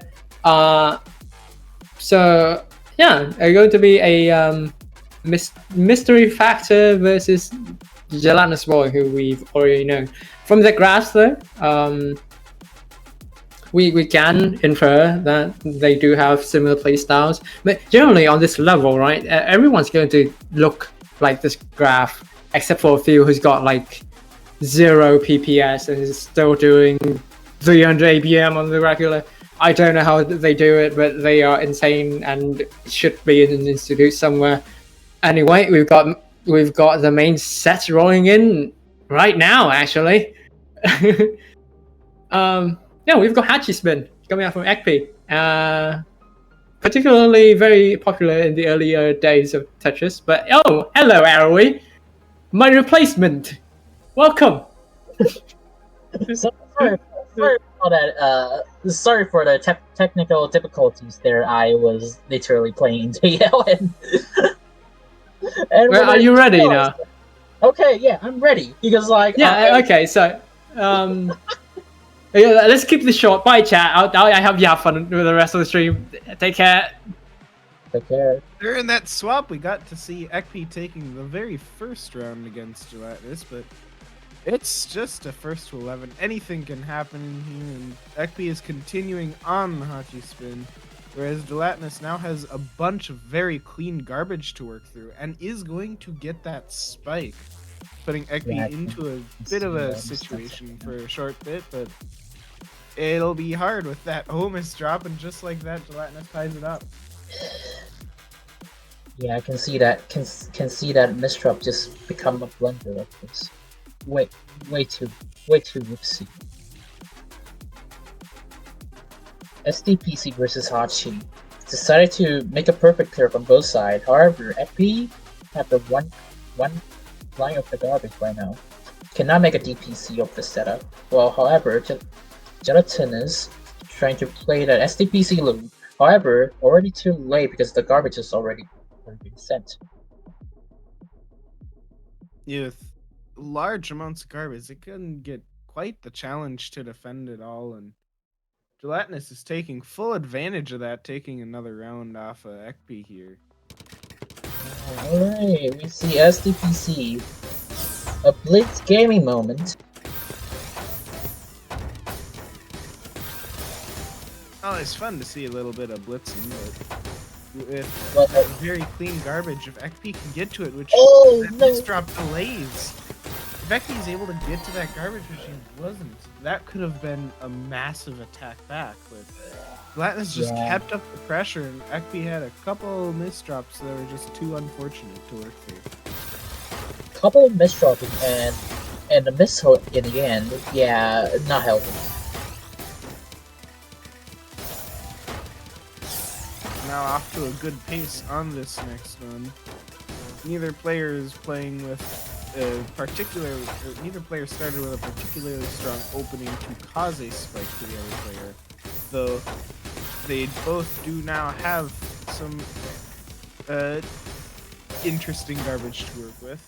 Not really dirty, but definitely taking a little bit of work. But another piece misdrop from Ekpi is going to just make that all so hard to work through. But Ekpi's doing it and staying alive under this pressure. This is being an SRS movement, able to survive with the down stepping, also with the T-spin enabled.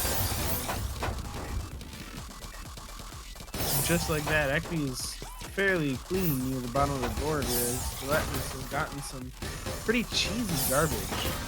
But if they are able to get to it, they do have some nice garbage that they just cannot. Seems to be a bit of a sequence here where one player gets really clean garbage and then fails to get to it in time. Yeah. Now it's 2-3 right now. You see FP22 the T-spin with the 6-3 type of the stack, and now we see Gelatinous trying to play a 9-0, however, kind of looking messy right now with the garbage. So separate the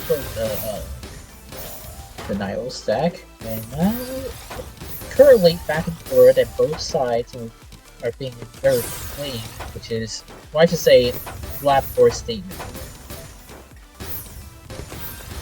Ekpi had made it all the way down to the very bottom of their board and now has some garbage to be able to send some attack with. But It may be a bit of a challenge with the layout of the garbage, but actually is making it work, sending a good spike to Gelatinous here.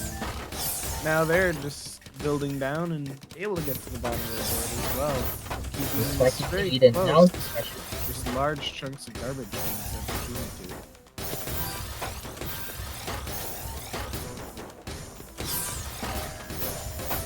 Decided to play very aggressively because the clean garbage flow is still from Gelatinous. Well, every harbor with the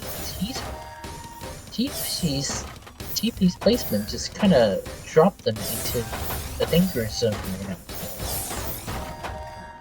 Impressive survival by Ekby there led to a good spike that is hard for Gelatinous to deal with, but is dealing with it nonetheless.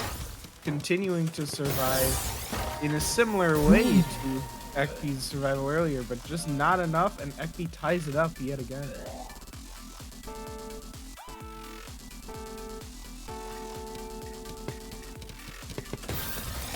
Well, it's ties it up and then just see a TKI with a different variation.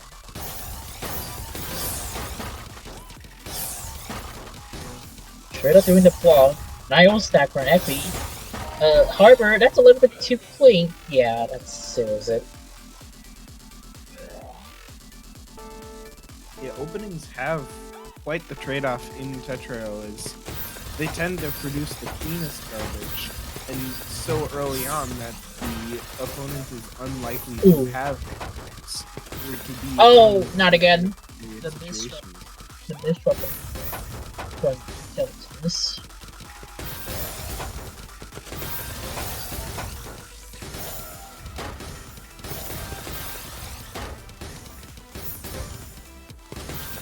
Both players staying pretty clean so far this game, dealing with everything fairly nicely overall.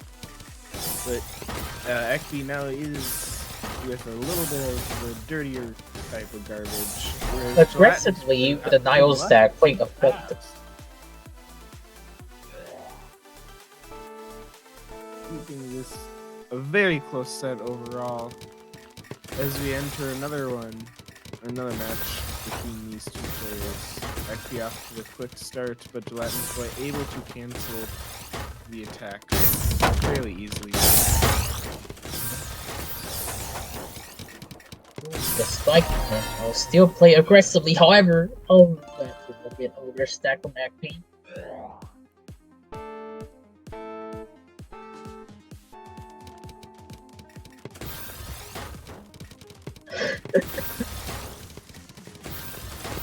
Starting off a little bit slow on Gelatinous' side as they're sending a little bit of a message in the Tetra chat. Also, this is not SDSD, please fix it, man. You can always hope, but usually it doesn't. Unless you did it right, it just probably won't. So, the players keeping up real well against each other.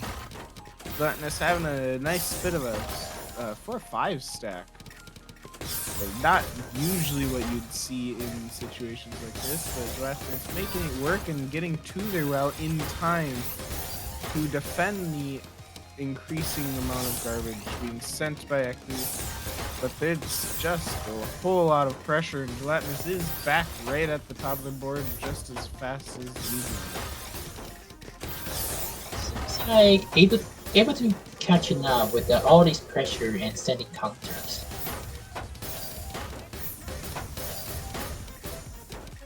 They're just keeping it pretty close overall. With Ekby here with a little bit of garbage. I think they were looking at maybe setting up a C-spin first with me, but decided against it, and instead are just burning down in a safe manner, but still getting the occasional T-spin and blood to keep the attack up. Whereas Gelatinous is remaining at the bottom of their board most of this time, being able to send a whole lot of pressure right at Ekby and putting them in not the best position. See the downstack, it's being fine. The current downstack situation from both sides, which is clearly okay. Just being back and forth.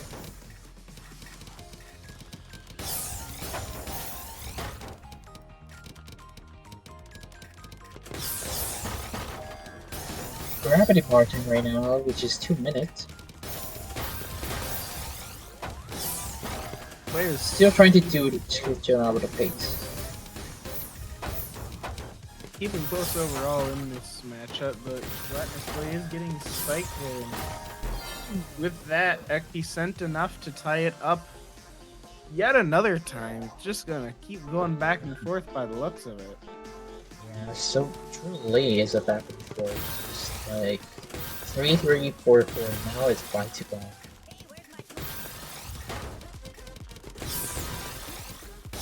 Interesting LST, or it looks like LST setup from Ekpi. It's not already, they already done their open phase. Now it's just going down. Nick be able to keep things mostly under control as Gelatinous has been sent up many times so far in this match, but Ooh, double with quad! a massive spike by Ekpi, that puts Gelatinous in a dangerous situation. Manages to get out of it and respond with their own bit of a spike. But now both of these players have recovered enough and are back to sending over fairly equal attacks between the two and pushing each other out to about the fourth state. Can see both of the players is trying to play aggressive, however not able to kill at the same time. Both competitors just trying to find a finisher move, but just not about. It's just not even close enough. Oh, well, after I say that, the commentator curse, it's already been occurred, didn't I? Well, I did. And with that, Ekpi did get enough attack in, and I think Gelatinous had a bit of a misdrop and or greed that spelled the downfall of them for that round. TKI against the SDPC, very valid way to solve it out. And also, that's a very clean garbage. They're able to doing the DTD cannon from Gentleness, well, just playing aggressive with the playstyle, however, double quading able from Ekpi, just getting a very good counter spike. Impressive stuff, both by just being able to see how to open these up, as well as performing them in such great ways, where Gelatinous had that fantastic opening that Ekpi was able to spike them out with such ease by the looks of it. And just like that, it went the other way, keeping the entire match very close between the two players. Close indeed. And now we see a mishold TKI, while the other one doing TKI successfully right now still, trying to do the STSD, never mind. These players also have to remember that this is the loser's side of the bracket, which means that either they win their matchup or they are done for the tournament. Very intense for these players, and Ekpi keeps pulling ahead just a little bit here.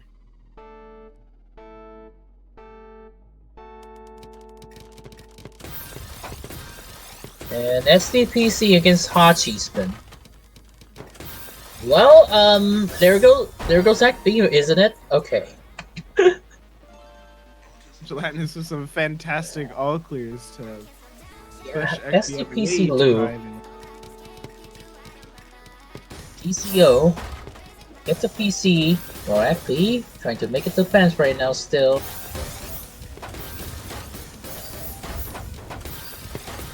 And Ekpi able to get some efficient play here, but with a spike by Gelatinous, they gotta break a little bit of back-to-back to stay alive here. Now with unpleasant pieces to work with, they're right at the top and unable to clear down to prevent the top of That just really tragic mode. Yeah. Imagine the helmet. how many ties though? We already got Mad 3, 4, 5, 6. With this And class now- of Tetris, one might call it neck and neck. Yeah. It truly is neck and neck. Players keeping it close as Gelatinous has a bit of a cheesy garbage collection. Cleans up beautifully with that and is able to score a couple of Tetrises on the later coming cleaner garbage. Both of these players are very close to the bottom of their boards as of now, and as a result, there's just not much to work with at any given moment. Now with all the pressure right now, just sending immediately 10 spikes in total, not even close yet. And then trying to do the other side of the TST setup, but it's kind of failed from Guild.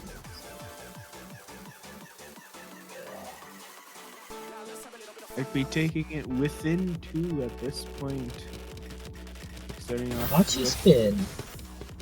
Watchy spin against the SDPC, however, kind of failed. These players are having very consistent openings, to say the least. Not really something to catch the opponent off guard, it seems, but they are performing quite well at keeping up the pressure given these consistent openings. Yeah, no, the pressure is a really very cool fractal setup from Ekby. Ooh, down stack, able to survive. Ekby sending a 19 yet, anyway. spike to Gelatinous had then received a 16 spike, which put him up way too high. And Gelatinous was able to get the kill with once again being in tie. Among Us opener, okay man, okay. What the opener to start this out? Tournament life is Gelatinous on the is line trying and to they know how pull trolling. that. Trolling for the opener. Maybe they want to just like, hey, top out. At which point does it become reasonable to just have some fun in tournaments like these? I mean, they do enjoy the tourneys, you see. Oh. yeah, with the painful misdropping from Ekby right now. Able to Actually able to survive. clean up their board very nicely and now has a well to work with, is able to capitalize on that well and put Gelatinous into just temporarily a little bit of a challenging board state. And very clean down stack, just sending the pressure again.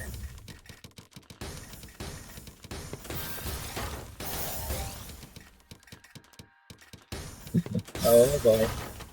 Neck and neck, back and forth still with the down stacking neck. Down stacking from Gelatinous. Commenter in Twitch chat stating that the match may last 50 years. So it's a good thing that it's morning, otherwise I'd have to pull out the overcooked spaghetti copy pasta. Just let him cook, man. I've got all sorts of copy pastas around thanks to the Tetra World Championship. Oh, I man, there's some expecting great to games. see something copy pasta, which is like anybody did the MKO opener.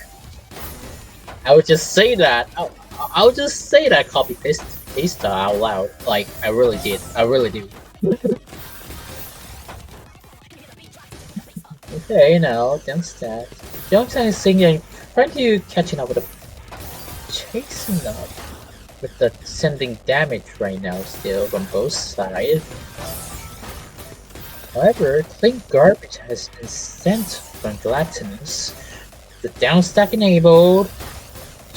Still trying to able to solve it out, and now not even close with the one and singular misdrop. Oh, okay. After I say that, I just got commentator cursed, didn't I? Again, okay. Among Us curse. Bruh. Remember, yes, that was in fact the match that began with an Among Us opener. Yeah, I know. And after so very long, Ekby took that round 2 match point. Which means Gelatinous either has to win this and make it a deuce or walk away in the top 8 position.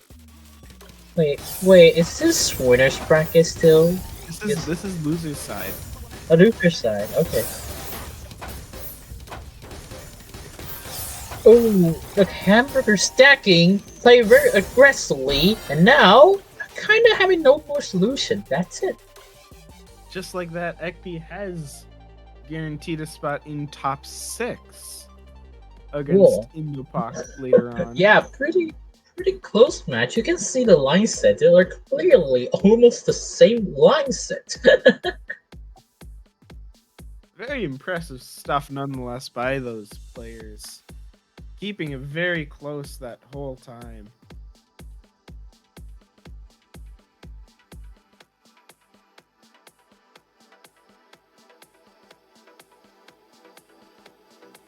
Yeah, with that being the loser's side, that does mean that Gelatinous Boy does end their run here in top 8. It was a great showing by them and all the other players that have gone out before them so far in this tournament. With that, we will be seeing no clue how to pronounce her name, Nue or something similar, facing off against Dark Shadow soon. And the winner will be facing Matt there in the losers quarterfinals. It will be some very intense matches if I had to guess. Oh, Dark Shadow versus Nue Crew. It's always hard to figure out names and such. Maybe we just gotta not have names, then everything would be so much simpler. The moment I have to like pronounce how to like watching their playstyle and plus their pronunciation of their username. Oh god. And as expected, these two players have very similar stats overall. But I do believe that Dark Shadow does have a slight advantage on the stat triangle. Oh, cool. They decided to no warm up today. Okay, cool. Reaction? Not yet. Not yet. We still have our shadow to agree with. No. Okay. Yep. As we Game enter is into this match, Dark Shadow off to the first piece placement. Again, SDPC versus TKI, you definitely realize that TKI, what a way to counter SDPC effectively. But unless you play too for the TKI. Yeah, with TKI's single bag opener, it is a fantastic way to send a very quick garbage, which with any kind of PC opener, that essentially dies the moment that you don't have an even number of lines.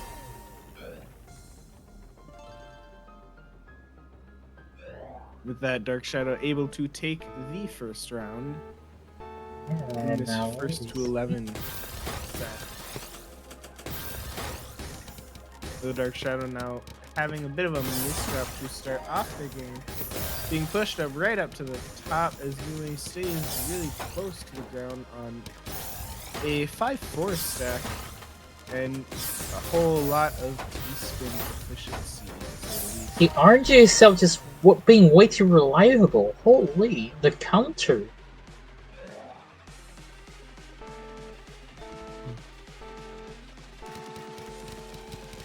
Oh, they actually did MKO, but did they? Okay, did somebody say MKO can boost a materialize out of the thing? Okay, not funny. I'm sorry. Good copy pasta every once in a while is Oh, it's Yeah, this is the one and only classic pasta. I mean, this is based on a fact. I do have that in my list of classic pastas to say the least. Cool. Oh no!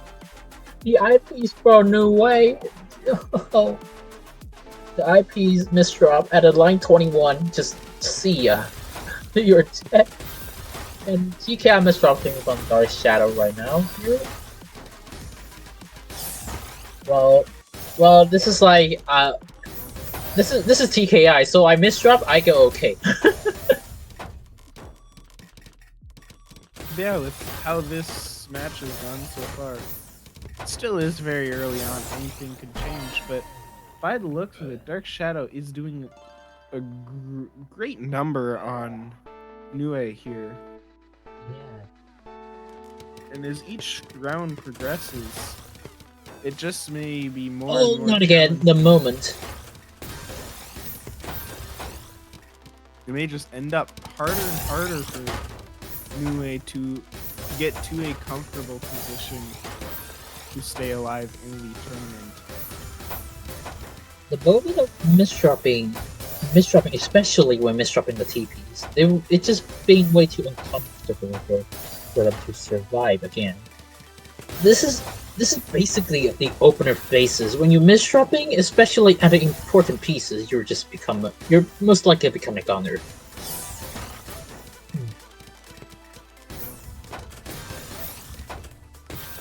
Yeah, if you tend to misdrop a lot, then a good way to counter those misdrops is being really good at downstacking as well as being fast. Yeah. But sometimes even those cannot help from some misdrops that just ruin the day. The Blanc is playing very effectively. Just get a right timing to knock Dark Shadow out of here. Okay. Nue prevents any kind of sweep in this matchup. Yeah, we see. Okay, yeah, they're both just when very deep is misdropping. I know I didn't do TK that much, but this is kinda disappointing. And but I mean it's reasonable. They're panicking right now. This is Lucius match. It is hard to focus at times when the tournament is going on. There's everything happening all at once. That might be fatal right now still. Oh, not even close. They say no to them trying to send a counter here from Dark Shadow to live. And trying to do the 9-0. Dark Shadow with the T-spin triple there. And after a quick line clear, got to a beautiful well and took full advantage of that well. But Nue has been just charging away on their side and has kept any chances of a fatal attack from happening. Alright, and now we see Dark Shadow still in a typical situation with the OPs cannot rotate it, and now panicking with the pieces misdropping, and yeah.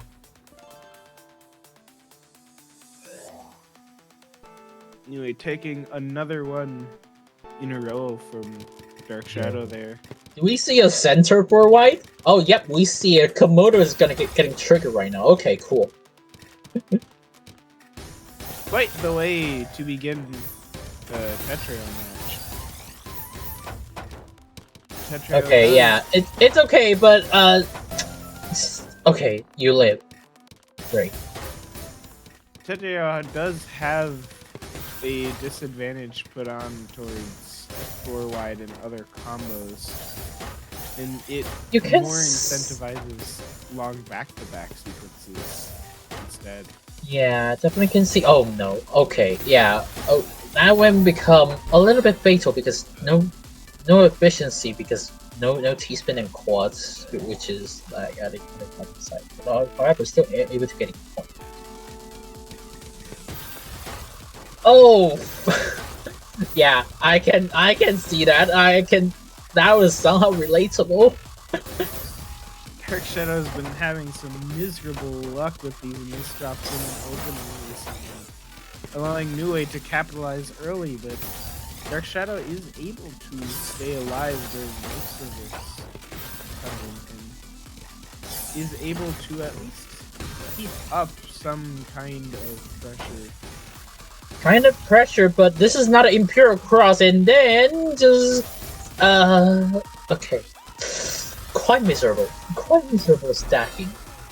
The solution to become 0, like totally, absolutely 0.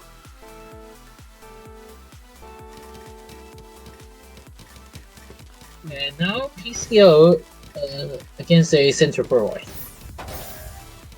Dark Shadow continuing with these 4-wide strats.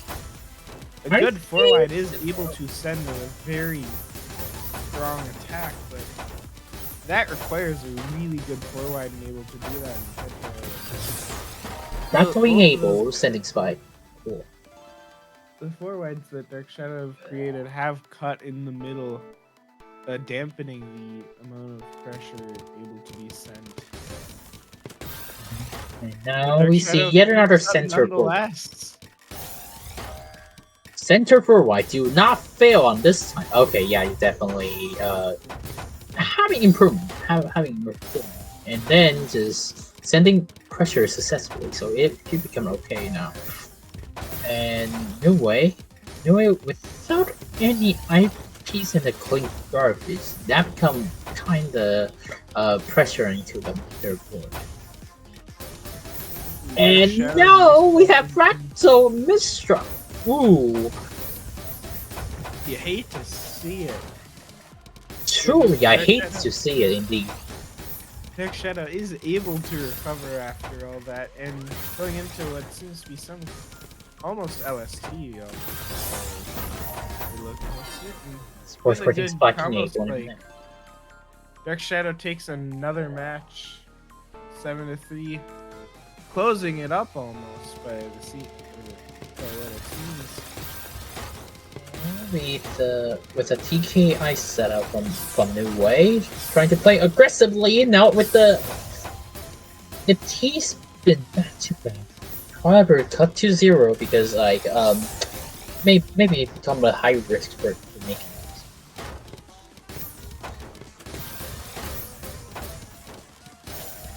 Tetris sure is a game of risk and reward. We can see some of the greedy setups at times sometimes pay off and sometimes lead to your demise.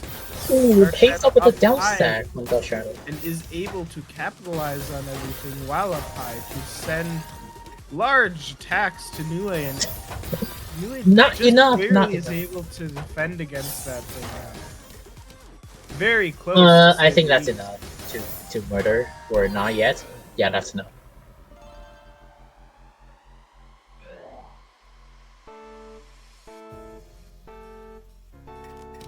Score 3-8. Now we do yet another center forward. Yeah, so desperate to swing that. And now counter we go. 29. Tetris at the end. The 29 spike out of that 4-wide just absolutely sent it. Now both players doing a center forward. Yeah, Komodo be like, why do you guys hate me that much, huh? And now, oh, no combo for this. Okay, never mind. Was broken in the middle, but it was enough to keep up the attack. Nue now has a little bit of a messy garbage layout to work with. Messy indeed, and now we see they decided to do the one with the counter garbage already. The other one to the 9-0 stack, not very effective. And now 4-9.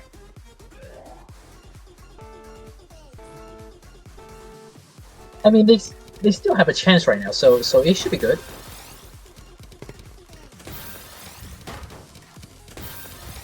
Shadow having that SDPC opener, but unable to take advantage as Nue's TKI prevented the PC possibilities with the garbage.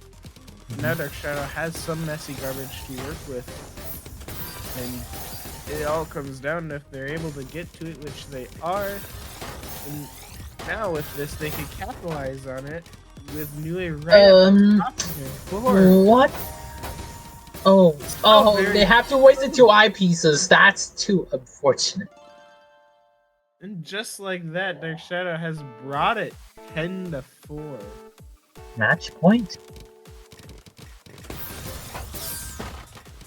Ooh, straight up getting a PC, and well, we see Dark Shadow decided to do an extension, but however, not enough to do it so with the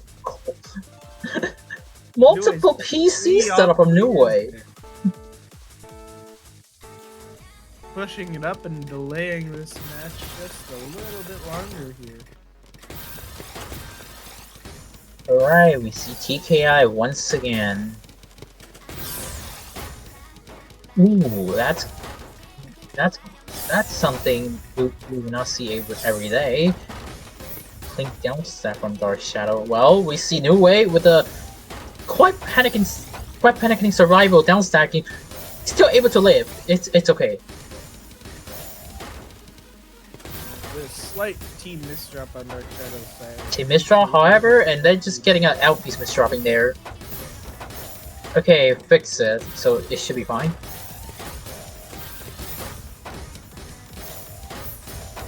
Both players. Dark Shadow, they're already decided to play very aggressive right now. The T-piece list. Oh, now we become okay with the situation. Down stacking. Fantastic downstack to stay in that after that bit of a greed of a T-spin there. Nonetheless, Dark Shadow is not sending enough to Nue to cause any pop-out or similar, keeping it fairly close overall between these two players. But it almost now decided to play the ST setup very effective. That's game. And with that, Dark Shadow was able to take the match against Nue. Good showing by Nue nonetheless. But that means that Dark Shadow will be facing off against Matt soon with, I believe, the next match I am not actually sure. There are 3 matches available for showing. Each of them are pretty interesting to say the least. We got winners finals being between Muse and Hugh, the 5 and 3 seeds respectively. And then losers quarters being Indo against Ekp and Matt against Dark Shadow. Very interesting stuff to say the least. Okay.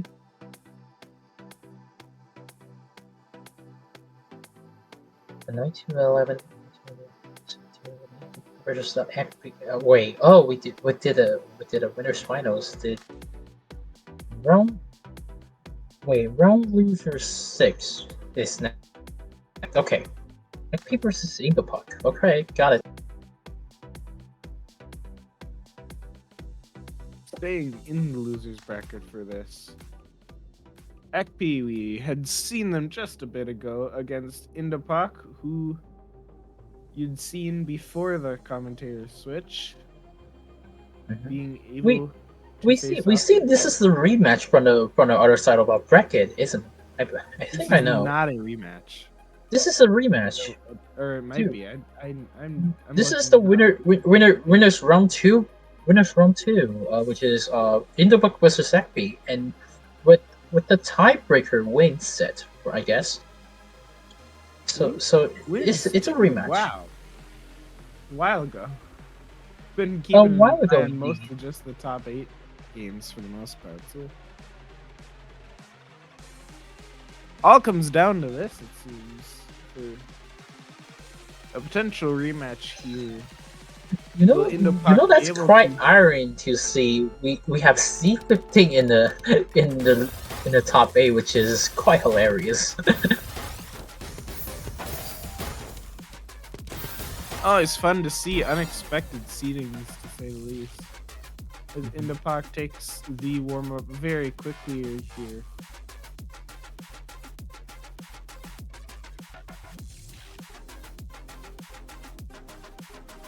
And with this, we do get to see on these stats here that Ekpi is on the advantage side overall, including on. They're just all in the events. They're just all better than Indopak. However, I really lost to Indopak before, but maybe it's there for their redemption for attorney, of course.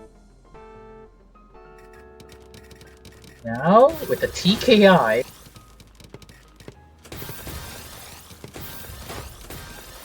With this. Okay, LST setup. Okay, cool. Ekpi Aggressively does not getting no strike. Yeah, that's a game over. Very fantastic stacking by Ekpi to take the first match for the first round.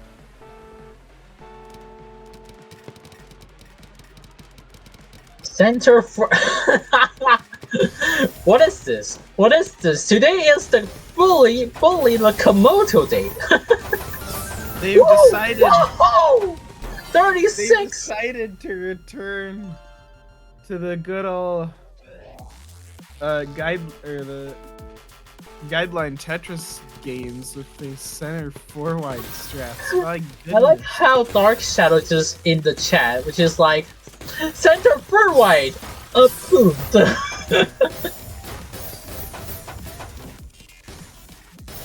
Fun to see when that happens. But man, is that a powerful attack at times.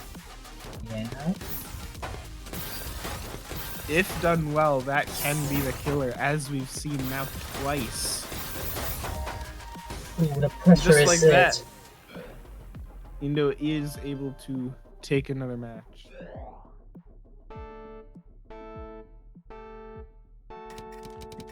And now we see TKI again. Both sides decided to play a TKI setup. Ooh, that's unfortunate setup here from Indopak. But I think it's still able to live, so it should be fine. Well, actually, I changed my words. Good spike is High all it efficiency. takes to turn the tides of a game.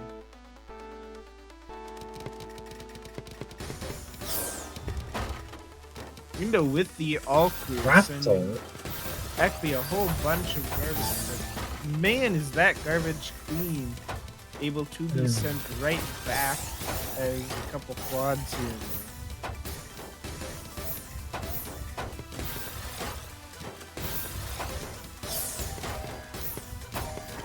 Oh, that's painful to see Epi with the ultimate disrupt.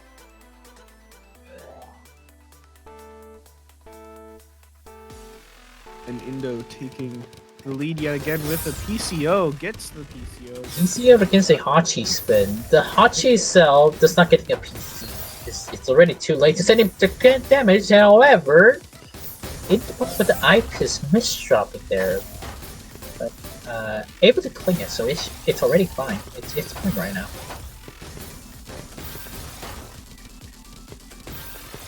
Keeping everything pretty close between these two players for yet another. This is not match. STSD, buddy. Takes it. 3-3, just like that. Just like that, the back and forth. We see Hachi spin yet again. And that's a very clean garbage. Taking full advantage of the cleanliness that an all clear does. As Tetra, for the most part, decides for Tetris Wells that it's determined based on which attack it's sent from. So earlier we saw Ekpi get 11 lines of garbage where 10 of them were all in the same column, and the very top one was in a different one, as it was a combo, or a combo sending exactly one line of garbage that The also moment. ended up being a PC, all received at the same time. Yeah, the moment of getting a blessing for an RNG and also with the downstacking setup. Cool.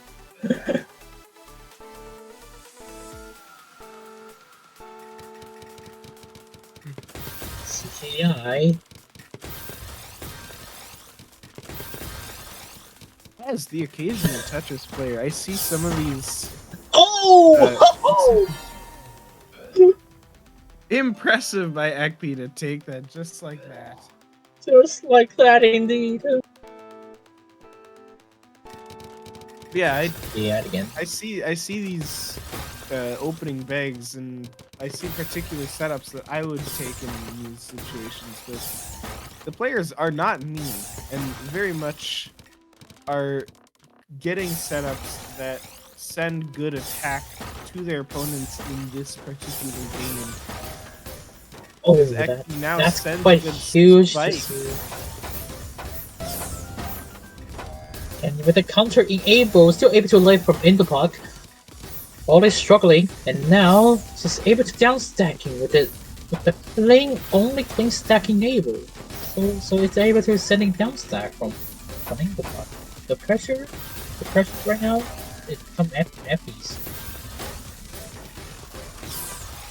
Yeah, Ekpi's relentless pressure here against Indopak is just too much. Giving Ekpi now twice the number of wins as Indopak in this particular matchup. It seems like Effie's redemption is become real. Okay. Ekpi unable to get the Hachi spin as intended to start this off. Meaning that Indopak is able to capitalize a little bit, but has some slightly unpleasant garbage to work through. And unable to use the eyepiece for the quad in that moment. After getting a downstacking still with all this pressuring, and now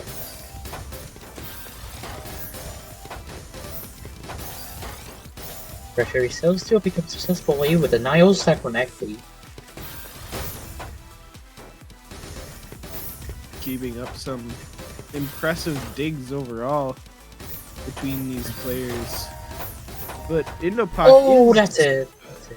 able to finish off after Ekpi had a few misdrops right there at the top of the board.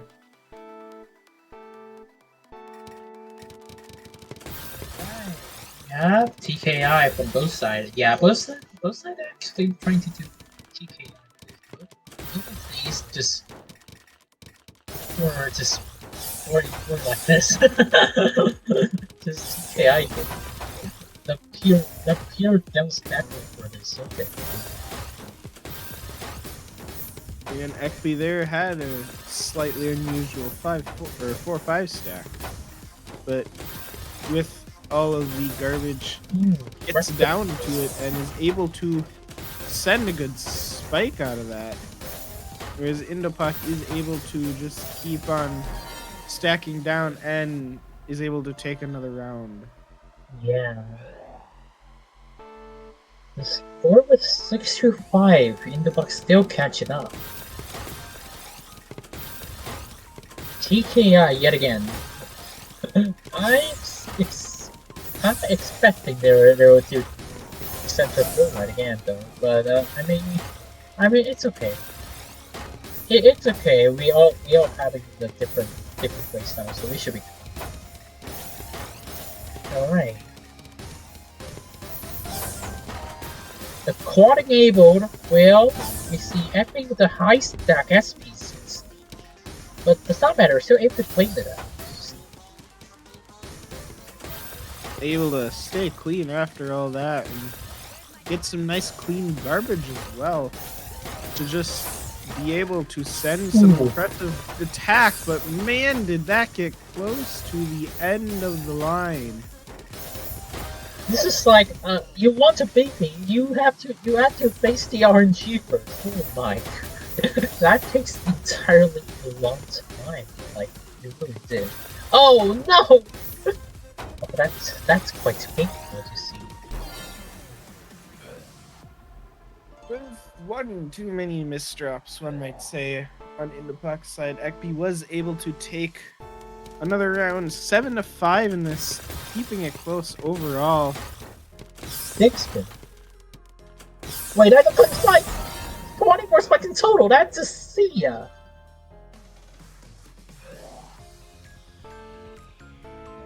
Do not misdrop against 6 spin. This is basic why. Both players starting out with another TKI in this game. Ekpi going with a 7 stat. Ooh. Is able to use a lot of it to put Indopak into a bit of a tight situation, but Indo is able to get to their garbage in time, putting stress on Ekpi, tying it up 7-7.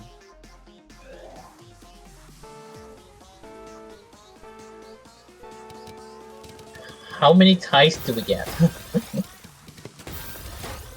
This is what is this? At this point, I might need to get a heart rate monitor. We're playing Tetrio, we're not at a department store. Getting a lot of ties. Okay, that's a whole big topic.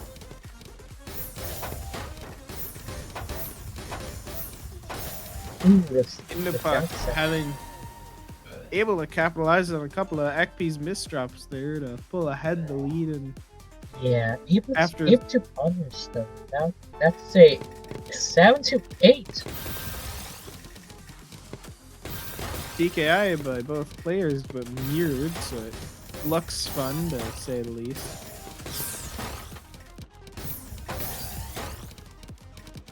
But Indopak with some clean garbage to work with. The 7-2 stat.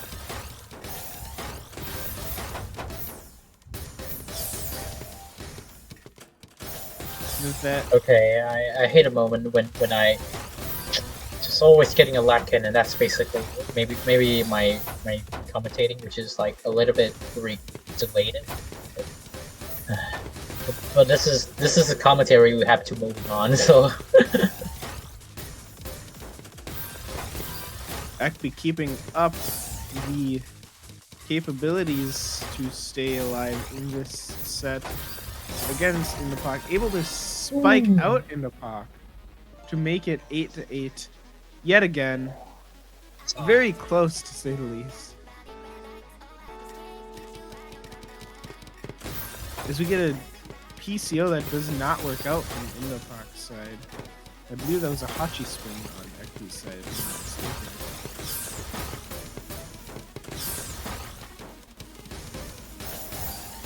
you should see right now. Does have some clean garbage here. Is able to get a little bit of a spike out of that. Yeah, indeed. Unable to do anything too strong against their opponent, as Ekpi now has some garbage of their own that they can use. Oh, that's something we have to do. The downstep right now on Ekpi, and now with the survival downstacking right now, and however, Indopak is still catching up with the pressure.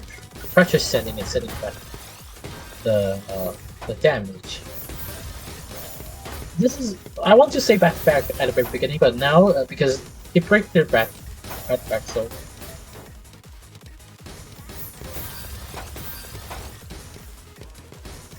Indopak with a little bit of a misdrop, it seems, will delay any kind of good downstacking and attacking time. That allows Ekpi to capitalize and take the lead yet again. Yet again, this we see 9-8.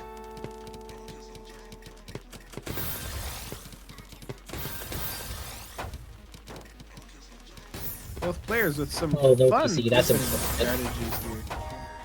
However, the able spin is playing aggressively.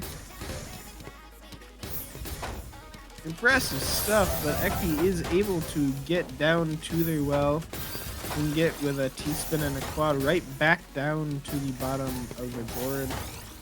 Yeah, a very flat statement. However, with the misdropping here from Indopak, that become way too dangerous, and yeah, high risk, high reward. This is basically the hierarchy of instead of hierarchy. And just like that, Ekpi has taken it to match point. The redemption points here, okay. Gets the all clear as well. But Indopok able to send enough attack to not only... But I think they have to overstacking for now for Indopok. Give it to Lin. Tournament life on the line for Indopok here, as Ekpi is able to continue this clean play overall and staying very close to the garbage at any given moment.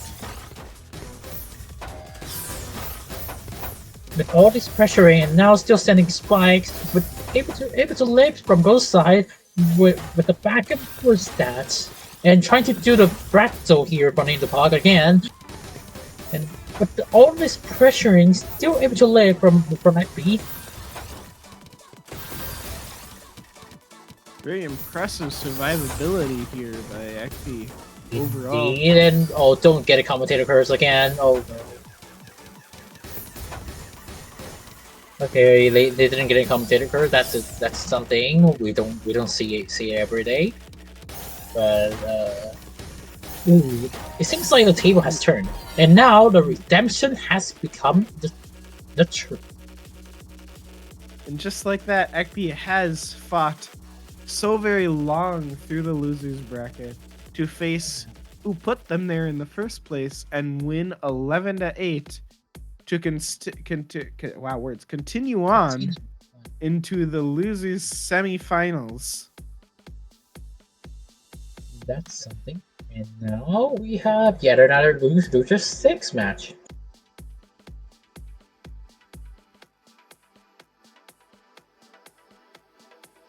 Dark Shadow versus Matt 1 Jackson.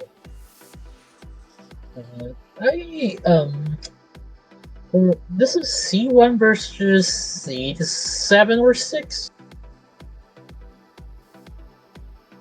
Very impressive stuff between the remaining players. We saw Dark Shadow a little bit ago defeat Nue here, and we'll now get to see how they face off against Matt here. But Matt did get pushed down by the 5 seed Muse over in the winner's side, where Muse will be playing Hugh, presumably after this match or after After this match.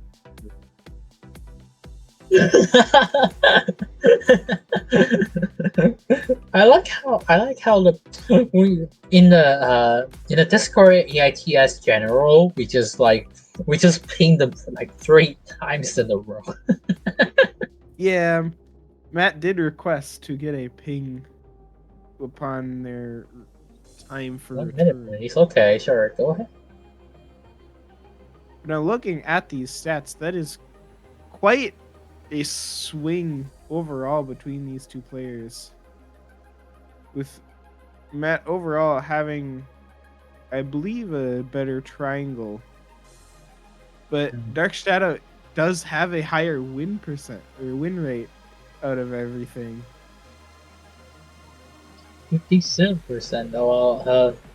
Well, we have Matt, which is like the power of friendship.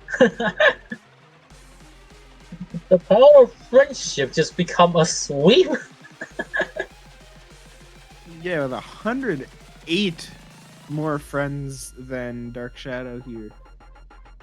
If it manages to come down to who's more popular, that's a challenging one. So true.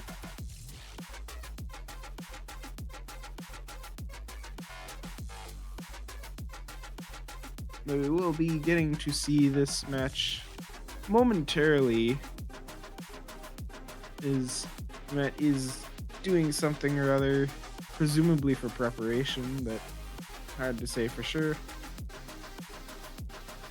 As we will get to see these two players face off to figure out who survives and who goes home as a top 6 contender. Yeah, okay, they decided to straight up into the match.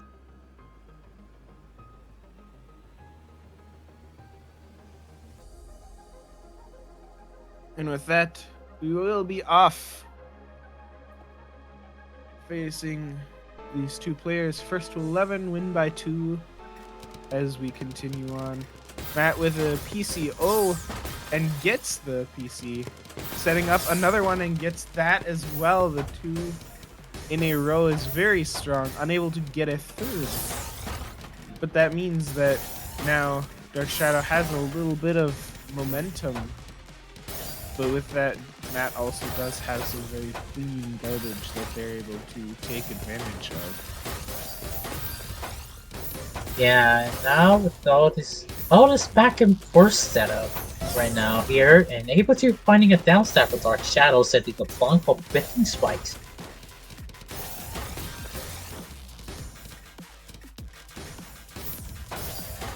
Okay, still able to live. They're both able to survive, which is become damageless. It just went overstacking and try to make you more and more firepower, huh? Yeah, this is the moment. Moment when you waste the firepower. Well, this is all the time happened to me. So I couldn't really. when unless all of your powers become damageless, and trying to go down become a thing. Dark Shadow keeping immensely clean in this matchup here, and pushing Matt right up to the top of their board. Keeping up the pressure this whole time and putting Matt to some challenging positions to work through.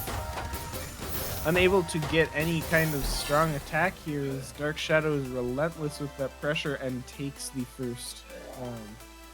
Yeah, that's a long first match. That sure is something. Okay.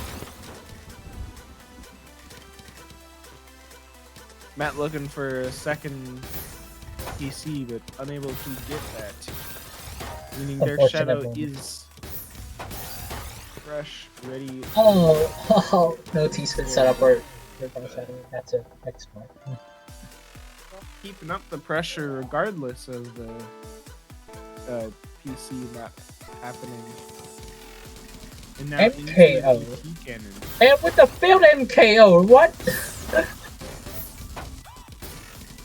I wouldn't complain because like I almost trying to do the copy paste stuff, but you failed.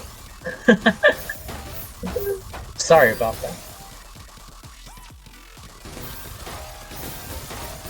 Matt very high up on the board here, but is able to get just the right pieces at the right time to dig down, and is able to set some good attack here, pushing Dark Shadow up to the top of their board.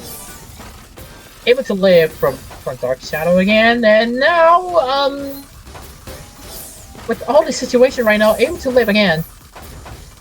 Amazing downstack from Dark Shadow indeed. Just trying to finding a punishment against man. Dark Shadow had been so very close to top of for so long. The lack of any eyepiece to be able to dig down, but they did manage to survive all that nonetheless, making do with what they were given. And with that, we are pushing about 1.5 minutes so far into this round.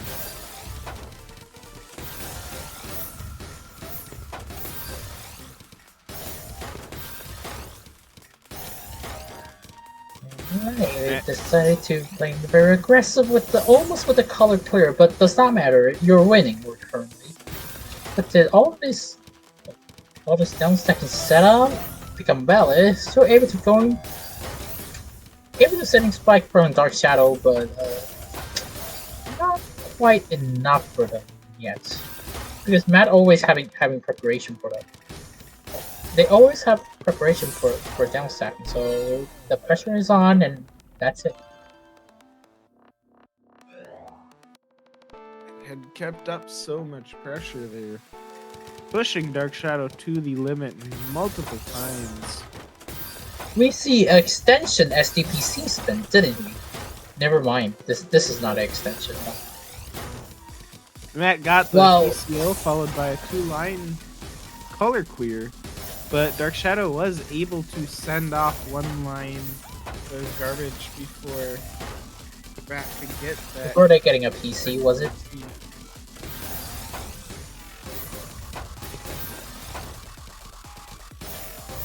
Okay, so able to live from Dark Shadow with the all this down stackings, and with all this pressure, 14 spikes in total, and with the Yakro Ring Gaming's tasteman setup with Matt, caught it right away. Okay, PCO'd against a center for Whiting Gaming. Okay, cool. But this is not very efficient for even. Not even close. I mean, they decided to do the 4-wide, however, the pressure itself just become way too much.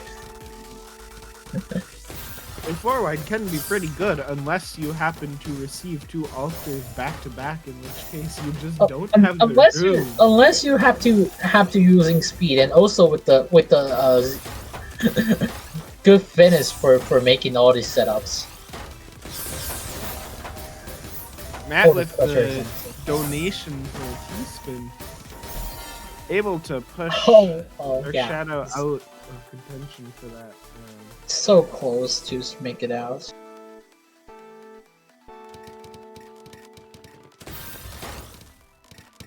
T Cannon against a LST setup type of the TKI. Okay, never mind.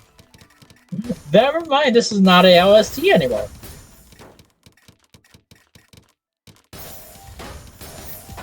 Fun to see setups die and come back just like that at any moment's notice. With Dark Shadow. Ooh, that's something. That's something. T-Spin's playstyle gaming for Matt again, and now, but yeah, you have stylish point. However, Dark Shadow able to live anyways. Dark Shadow with a little bit of self-made cheese after a misdrop gone wrong. Misdrops that T, I'm pretty sure, to end up topping themselves out, bringing it 6-1. That's somewhat probably. Okay then. And now we see a PCO against an SDPC. Okay, the pressure itself, it become way too huge, and now getting a counter spike. The very large spike did send... Large spike indeed, however, that's not a T-Spin setup. No, it is.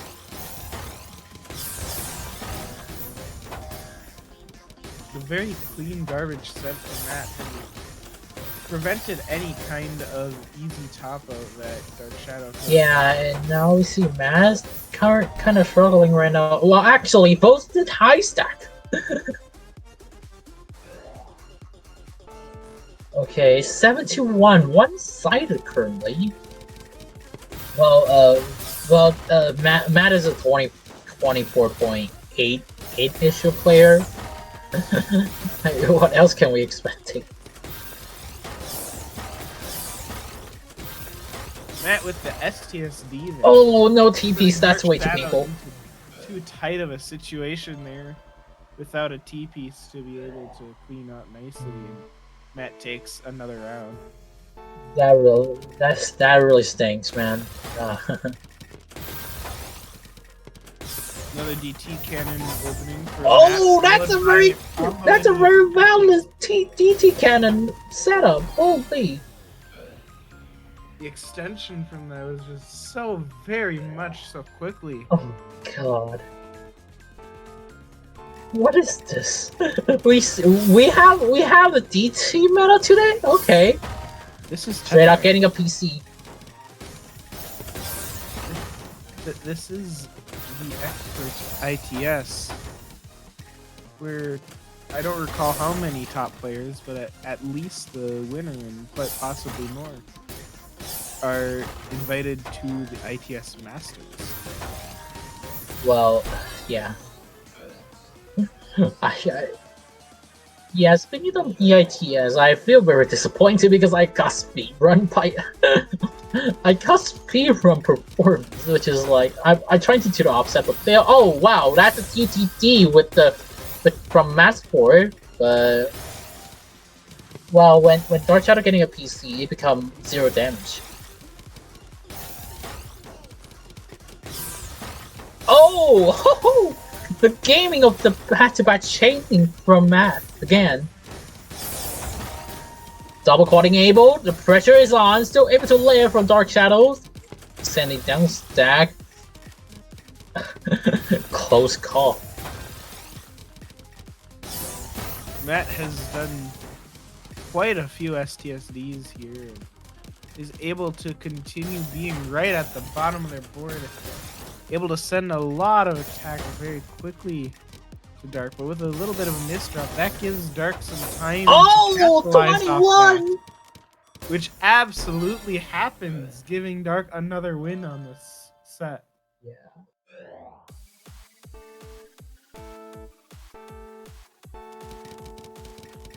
Center for why? Center for, and Matt is delaying the. Delaying and decided not to using a PC, that's something! We all have to see it. When you see it, when trying to downstack it, 19 spikes of cheese. Now this is quite the game. This is like you do realize that I still can see your movement, so but does not matter, I'm losing.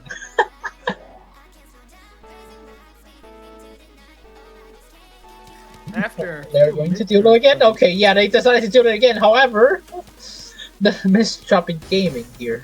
That's how cheap. Mad with the continuation of the DT cannon combos. Well, that sure is something for not taking the TST because there's no TPs, or I should say, no places that can fit through the optimal stacking, that's for sure. And now, yeah, the proficiency from Dark Shadow just chased up with the 925.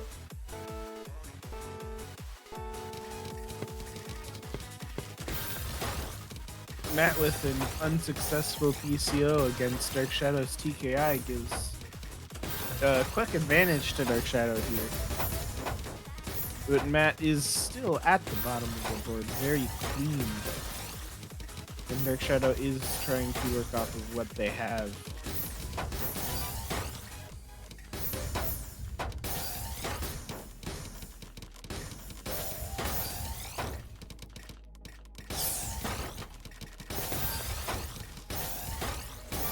Oh, well, however, no S pieces, no T-spin set up for you.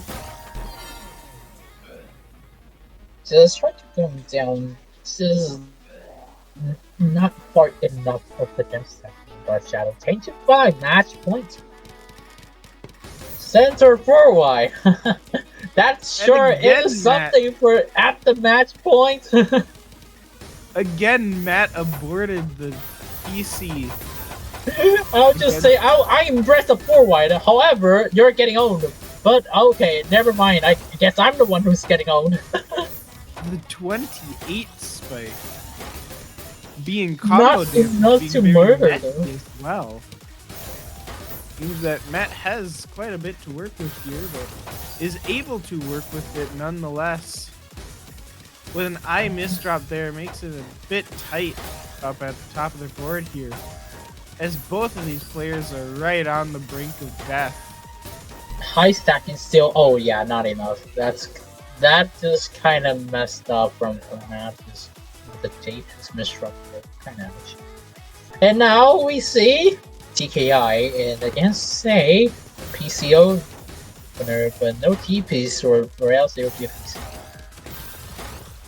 Had that been a TP spec, yeah, that would have been a fantastic PCO ending in a color. No, it's Matt with Valkyrie Tetris. But with that, Matt was able to send it just enough and took down Dark Shadow 11-6.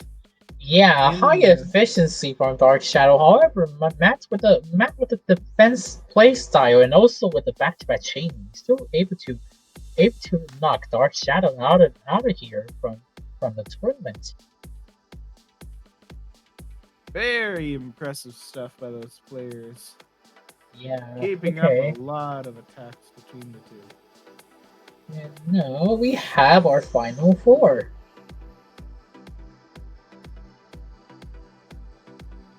With that, these 4 players will be sorted into exact positions rather than previous matches where the best we can label them is labels such as top 6 and top 8.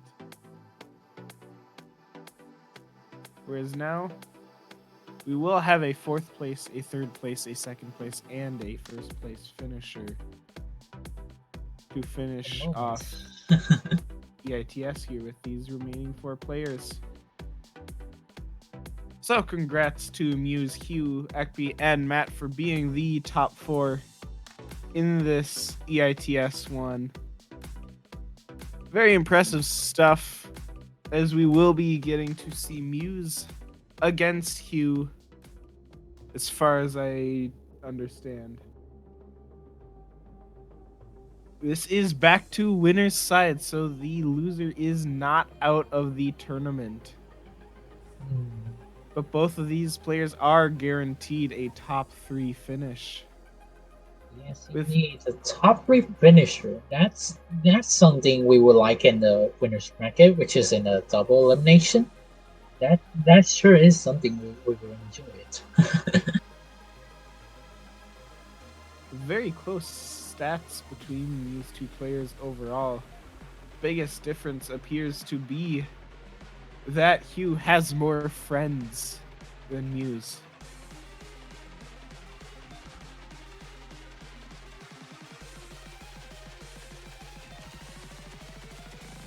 As we are now to the point of looking for Hugh in particular. Muse we've got already here, ready to go. Needs a little bit of warm-up before being fired up, but that doesn't hurt anyone other than me, who's foodless so far in the day.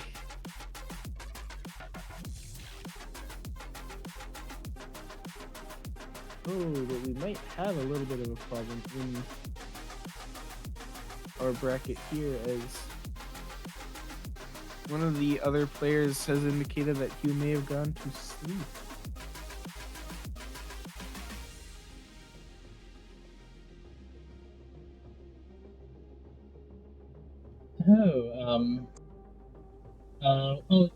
We do.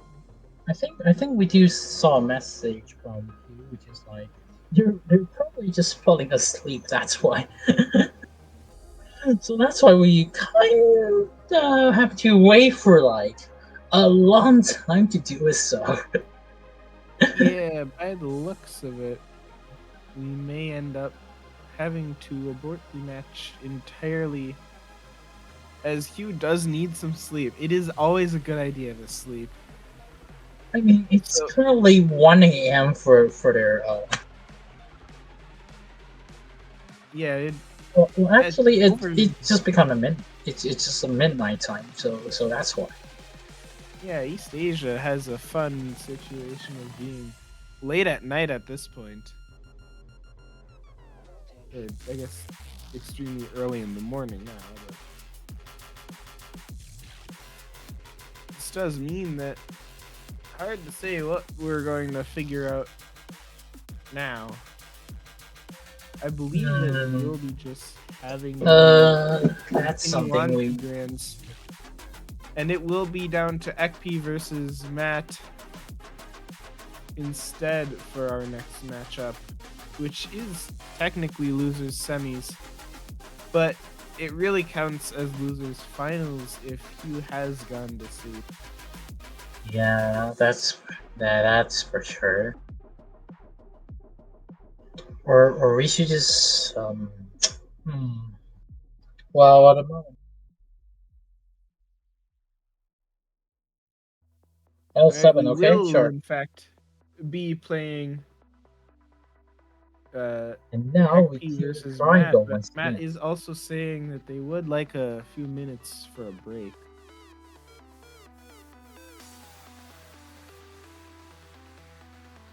Trying to say what If you don't we're show up going and to you do have for a a moment here. 3-minute break at least,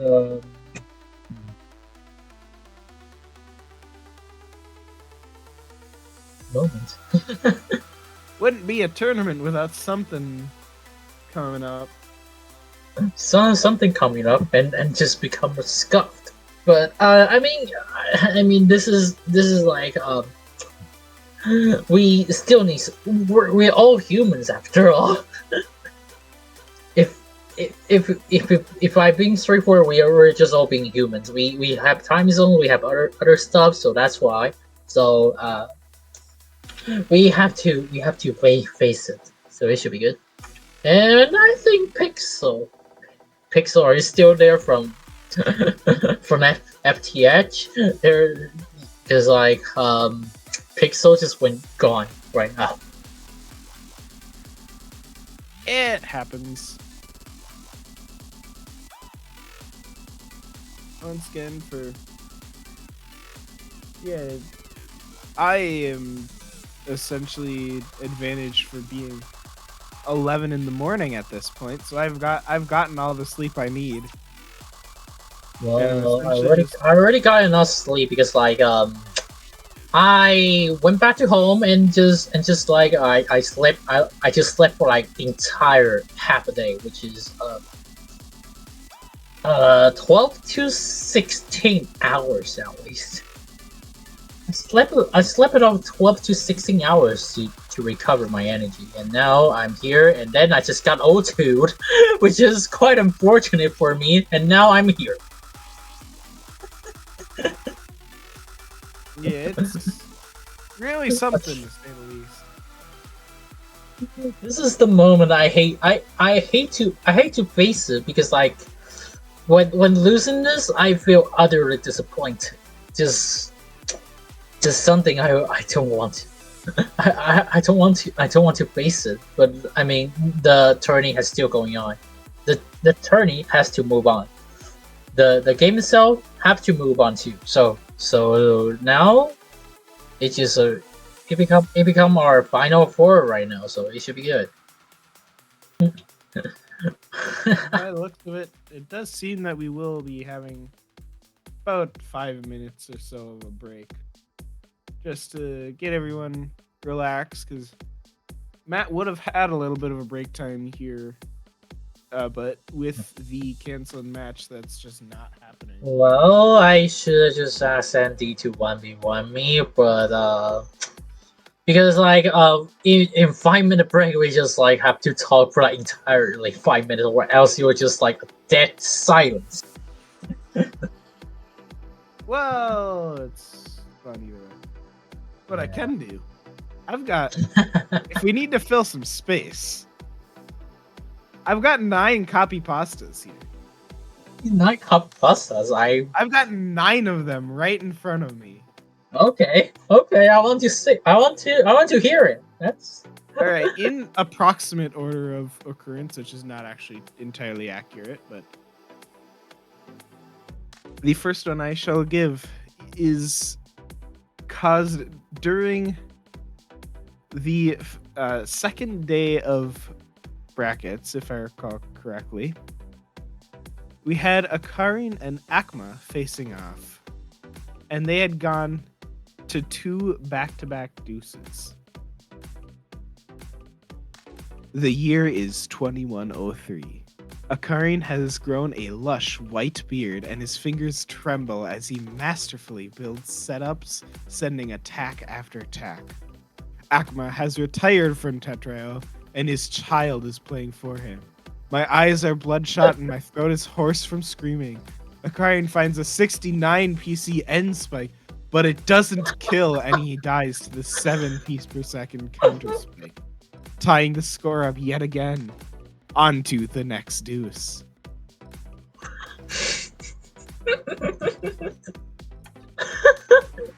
The 2021 was what the? Then we've got another one here. This one, I'm not 100% sure on the context. I just know it's a fun copy pasta nonetheless. Okay. If Modest Tomato has 1 million fans, then I am one of them. If Modest Tomato has 10 fans, then I am one of them. If Modest Tomato has only 1 fan, then that is me. If Modest Tomato has no fans, then that means I am no longer on Earth. If the world is against Modest Tomato, then I am against the world. Wow. Wow. Wise words.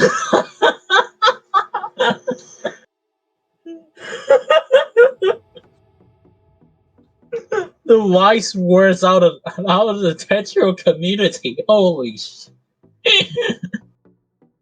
And now for another fun one. This is during Caboozled's matchup. This is not the MKO one. The MKO one is probably just very well known. You hear a faint voice. Did someone say Blitz? Nobody materializes out of thin air. You are hearing voices. Please take your medication. We all miss you. Stop grinding DPC loops and come back to the real world, Caboozled.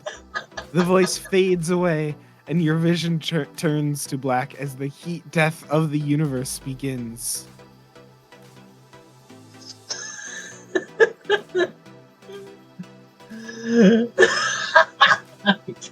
I can't. The side effect of this, okay. I might have mentioned the overcooked spaghetti copy pasta a little bit here. Yeah, I know. But essentially, also with Caboozled, he was facing off against Tatoes, and they were playing some very long matches. Caboozled Pie and Tatoes made me overcook my spaghetti. I put the pasta in boiling water when the set began and was hoping to take it off when they finished, but the set just wouldn't end. Now my spaghetti is overcooked, and I demand a rematch so I can properly al dente my dinner. This is like don't let him cook ever again. Well, Caboose will be like, do it again. Very exciting stuff, to say the least. But it Yeah, does so seem that Matt has gotten the break that he needs for this match. And as a result, as soon as we see Ekpe come around, I do believe we will be able to go on to the match considered losers finals. Even though it technically isn't, but we will consider it for that.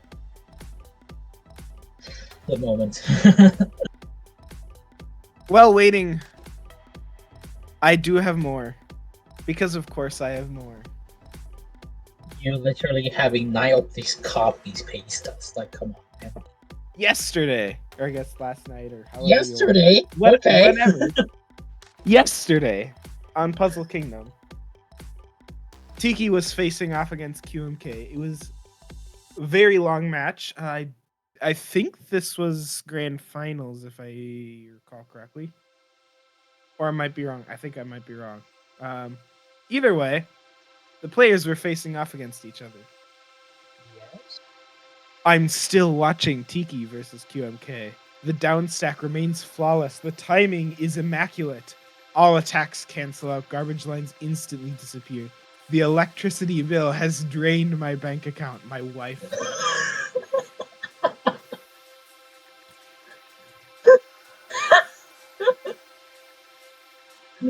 Oh boy. Since when the electricity drains the bank account?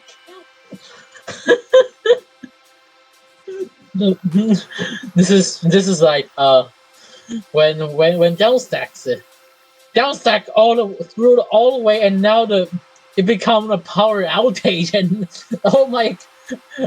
and my bank account just got drained because of that power outage. Oh my god! Yeah, Okay, copy pastas are fantastic. Here's fantastic one indeed. from also yesterday. We've got so yesterday, as I'm not sure exactly who would know, but some people may know, the Korean Tetrao servers were having troubles.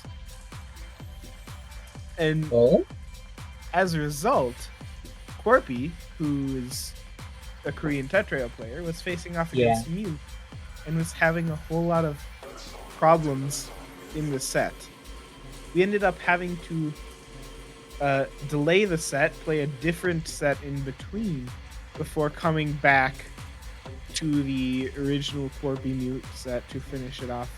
After Osk, the goat that he is, added an entire an entire spooling server, or an entire essentially new server specifically to relieve the pressures that the existing servers were dying from. Well, I think I do know the Carpi issues. I think I know because I do face them in the Radiant yesterday, so I think I will know. I will know that situation. So the situation from Carpi, it was like when just trying to play and then just see the opponent's force team and just get top out. However, they got top out instead, which is something like these. And yeah, this is basically it. Yeah, so with the issues that we were having, I came up with another copy pasta. This is actually mine for once. Like, this is the first copy pasta I think I've ever written, and man, was it fun. Okay.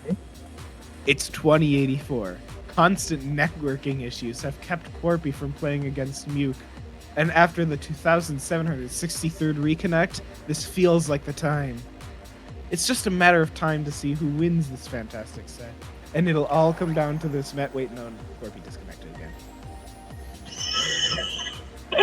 Corpy just disconnected again.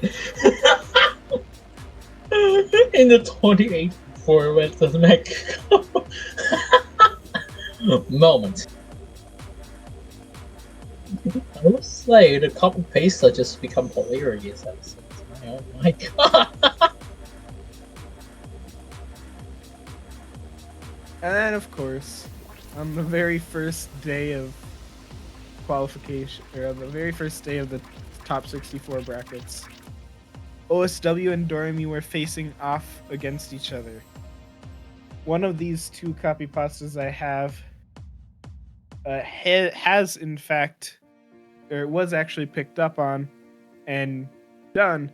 The other one just kind of existed and nobody ever used it, but I do have it. Okay. The one that managed to be spread was, what does OSW stand for? Well, the O stands for his incredible offense, the S is for his unmatched speed, and the W is for the W he's about to take. The OSW, offensive speed, what? Word? What? Wow, so true of the copy paste stuff. So yeah, we got some fantastic copy pastas so far in the Tetrao World Championship. There's bound to be more tonight, or whatever time it is for local times. Mm-hmm. Very exciting stuff. Of course, they do broadcast on 3 streams. They're Puzzle Kingdom, Team TSD, and Hummingbird Nest. Hummingbird Nest was like the dual stream instead of just Nest one. Does do the dual streams. Every match in the Tetrao World Championship does get streamed, and the scheduling is set out for the most part ahead of time. Sometimes there's weird things like with Corpy's problems. Corpy's problem. For the most part, the scheduling stays approximately the same. And so we just have that kind of sitting out back, and and some games go to the dual stream, and other games go to the main streams. But overall, it was very exciting stuff to see. Yeah. And I mean, a 17-15 game was incredible. The person running the Team TSD stream last night had to go early, or not really early, but had to go before everything was finished. But in part because we didn't actually expect it would take that long. If I go into my files here, I can go ahead and see what games ended with deuces. We got the 17-15 game, of course. There was a 13-11 game with Corpy. A 12-10 game, unnamed being Muke. And I think that might actually be all of them, oddly enough. Moment. Sorry about that. Okay, so when Abby just came in, and now Matt just decided to take something. Have to be right back. Imagine they were just AFK. Andy. Let's find out. Okay, yeah, of course. And with that, we're sitting here and waiting some more. And As is tradition.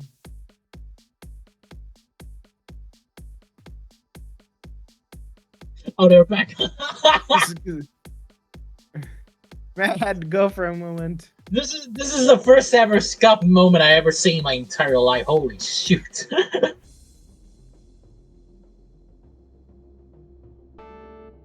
And now, after a bunch of copy pastas, we get to see Matt versus Ekpi in what can be treated as losers finals here. Both of these players have to fight for their tournament lives. And Matt is off to a high start, whereas Ekpi is off to a very powerful one. Well, it seems like Matt decided to play very aggressive. Currently the first statement went okay and with a clean garbage well Epi with a miss holding gaming. And the one and only miss dropping, and no! Oh, eyepiece should have cleaned that line instead of just stacking.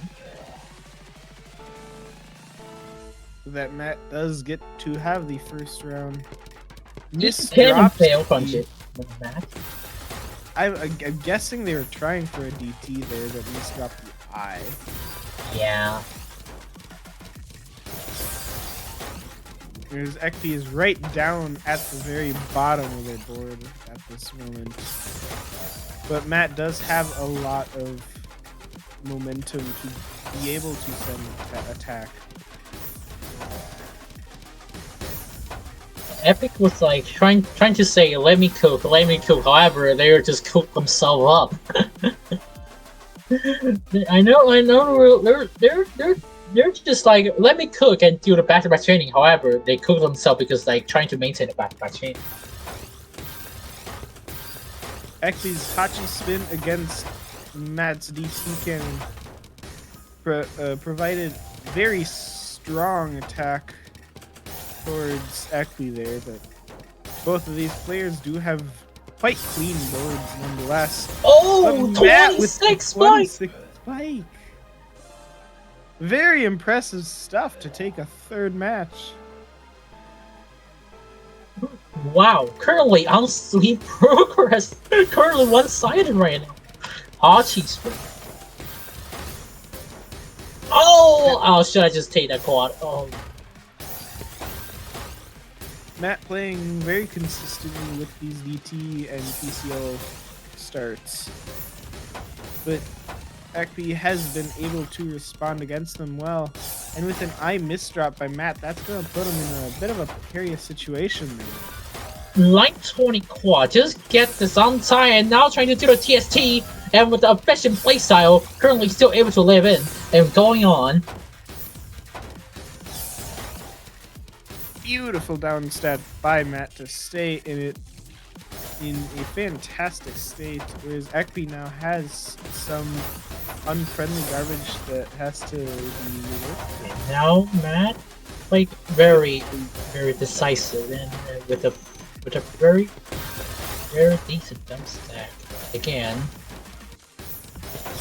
The strong Oh, attack 11 by spike with a Matt. counter follow up.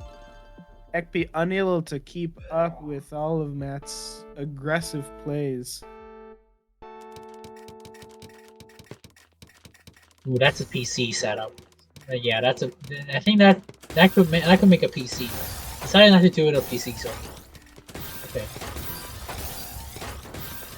Some PCs are really hard to get right. Other times it's Whoa. just a bit of a challenge to figure out the piece sequence. Ow! Ekpi with Oh, an impressive spike. And that's Matt not having worth a it. bit of a To misdrop the there. T is setup from Matt. You're still living, so it should be okay. Ekpi kind of puts that O in an awkward position there. Kind of deadens the potential attack for a bit. But Matt is down at the bottom of the board without much of a stack to work with. And as a result, it still can be anyone's game. Oh, it seems like FP with the back-to-back chaining times 5 right now.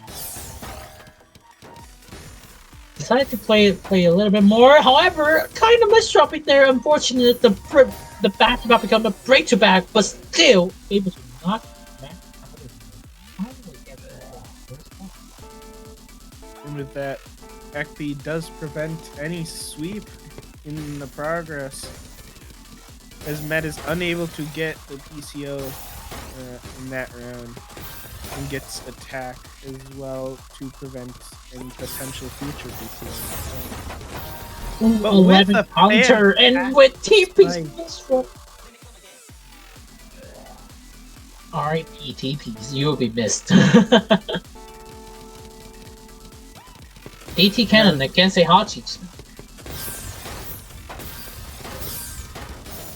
And Ekpi does get the all clear, but has a bit of a sticky board state for a moment.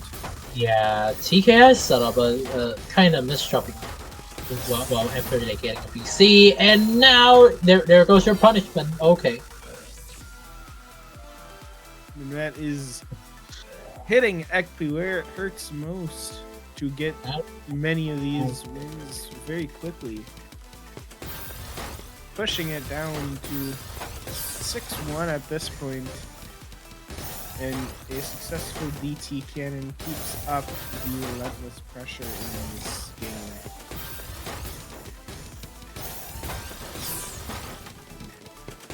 Ooh. Aggressive playstyle again. Oh no! Painful. I'm sorry, but that I just feel so pain right now. The flat eye misdrop is quite possibly one of the worst feelings. As Matt was delaying there for a moment to just cancel garbage instead of sending any. But using that, they were able to win that round as well. Archie spin again against say PCO, but currently no PC for this PC. With that, Matt is able to get down to the bottom of the board very quickly there. Appears to be playing almost blitz there with that 6-3 style. And does not go for the color clear and instead just tries to play efficiently in this game. As Ekpi is close to the top of the board with not the best pieces to get out of it, but is able to work with it nonetheless and stack down very quickly to end up with some potential here, depending on how it all goes. This is not a T-spin setup for Matt, but however, you able to go down, so it's alright. It's alright, but not a T-spin setup. Alright. With a massive spike by Ekpi, that just pushes Matt too high up, and Ekpi takes another one. Score of 72. Still currently one-sided right now. Still. Freda getting a PC. And now the counter from Ekpi. Not far quite enough though. Caught being able, sending spiking with efficiency effectively. Wow. 174 APM and 360 versus score. And Matt managed there to go from very high potential of I don't know, that is out. taking full advantage of said spike. Now Ekpi has some work to do with an unpleasant board. And not much room to work with either, with the top of the board being right there. They're able to dig down and survive for now, but Matt is not letting up on this pressure, and is just continuously keeping Ekpi right at the top of the board there. Yeah, and now went very effectively still, and trying to with the back chaining, not getting a TP, and didn't do the T-spin setup. But it's still okay. However, the placement of the SRS SPs does not getting an SPs and just getting on 92. That it's come down to Matt being 2 away from securing a spot in the Grand Finals. Because Ekpi has a very large hill to climb to get there. Not impossible, but definitely a challenge. Ooh, that's something. And now the damage has been sent. The pressure is on. Still able to live with the down stack. Amazing down stack. Impressive stuff by Ekpi to stay alive against Matt, who's consistently getting some fairly fast playing and not letting up on pressure one bit, even at the bottom of the board. Ooh. The TKI, make him TKI continuation for Ekpi right now.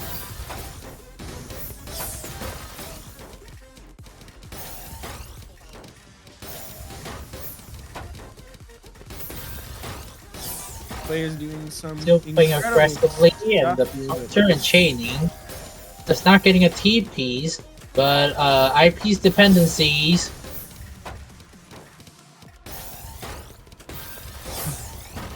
Ekpi now in a challenging position with what seems to be never enough eyepieces for their board state here. Oh, They're right up at the top. without any eyepieces, because they have wasted eyepiece and the miss drop eyepiece dependencies is causing their death. And that takes it 10-2 match point here. With a DT cannon against Ekpi's Hachi spin here. Very large garbage well that Matt takes full advantage of. Continuation of the counter from again. Double quad. These players just trading blows between each other, it seems. But now Ekpi with a large chunk of not the cleanest garbage to work through.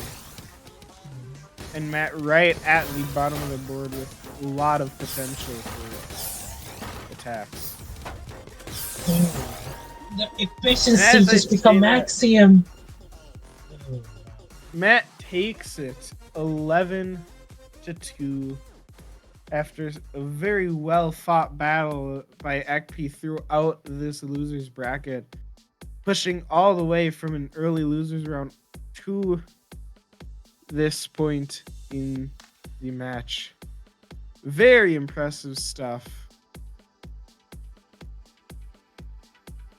Enter that we will get to see Matt go on here to grand finals against Muse. Oh, we're in finals already. Okay.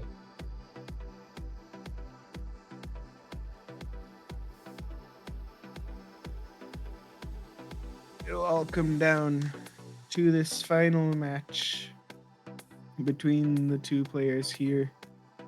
I do believe this is in fact a rematch between the two. Wait. Yeah, it is. It is. These players faced off in the winners quarterfinals, the top 8 of the bracket there. Had done very close overall, ending up 11-9 for Muse's win. But now they will get to face off again. Also, Andy, that was the grand finals already. This is like round. No, that is not top 4 anymore. This is grand finals, and they are doing it a little different from a traditional losers bracket format. Personally, I'm gonna call this the first real box competition format, where essentially they play with the double elimination all the way to the grand finals, but instead of the traditional grand finals where there may be a bracket reset, it is just a best of 3 sets. So even if Muse wins this set, they do have to win another one in order to No win it all. warm up again. Okay, cool. As we go into this first set of 3 between the players, Matt's the first to receive garbage, but Muse has a very clean board. A little bit of a messy way to continue though. Matt is able to capitalize on the cleanliness of the garbage set. And the pressure is still on. The damage itself, it should be okay. Okay, because this is the grand finals already, so we have a special gimmick for our grand finals. This is Matt playing very close to the top of the board here, but able to survive nonetheless. But it still is coming down to the wire between their players. The Muse sending relentless pressure against Matt here. It's just taking everything to not die in this board. But just like that, Muse does in fact take the first of very many matches.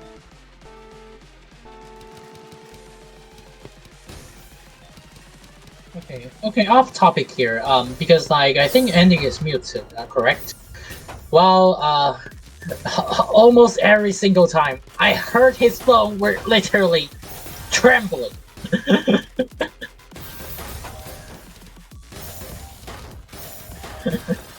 Andy being in the background here, being fantastic behind the scenes, man, to get all of this working. As we face off here, Matt gets a lot of attack that sent. As Muse has a little bit of a freeze for a moment, but with that, Muse is with a very clean board, and now with a bunch of garbage and a sudden spike by Matt, it gets close. But Muse is still alive and just fine, as Matt now has a couple of misdrops to work through.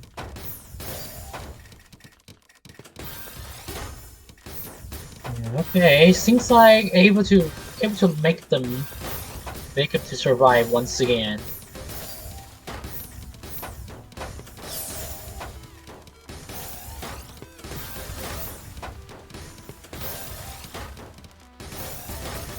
Oh no, You're staying very close to the bottom of their board, trying to figure out how they could get a T-spin, but could not get it out, and instead just has to do it all. But Matt is also close to the bottom. With playing with quite a bit of efficiency so far.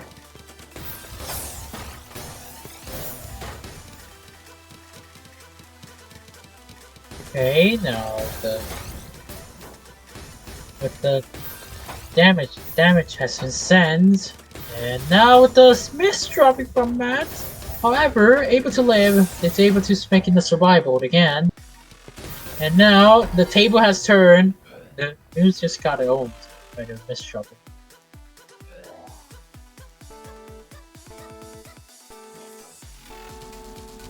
Alright, now we see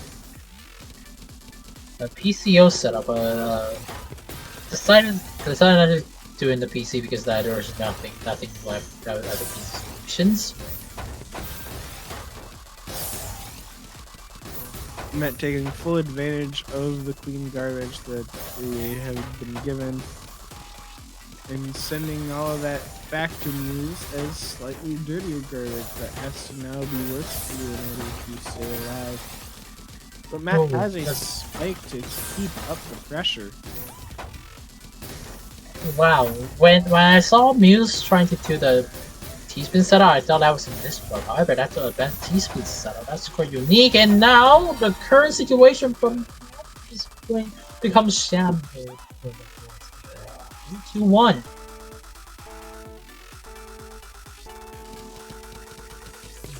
Matt with the DT against Muse's TKI to start us off. Oh god, you want to see this. You definitely want to see this. 18 counter. Not enough though. Impressive attack, but just like that, Matt ties it up yet again. If I were a betting man, I think I'd want to bet on how many ties these two players would have at the very end of this.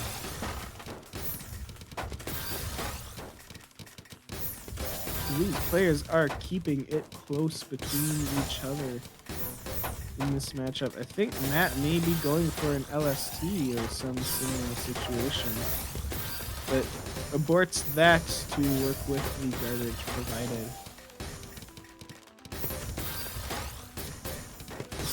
Okay, seems like they're all doing well right now still. And well, we got our spiking here from Venus. And then Matt's still able to live again.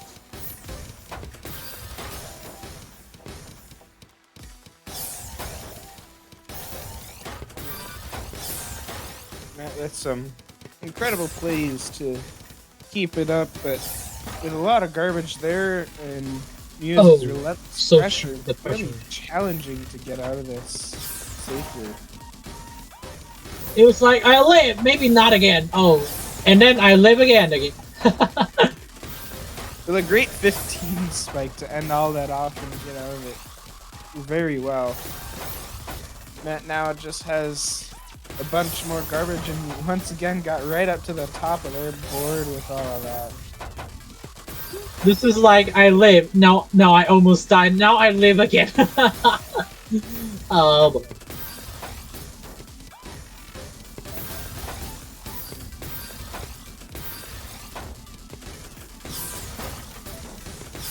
Now after all of that, Matt is at a safe position near the bottom of the board.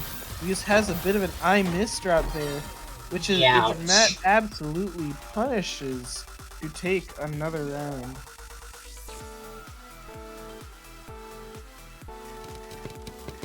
Okay, now we see TKI and then to spacing the PCO. But that's a clean well. However, the table just got turned. The other one getting no clean well.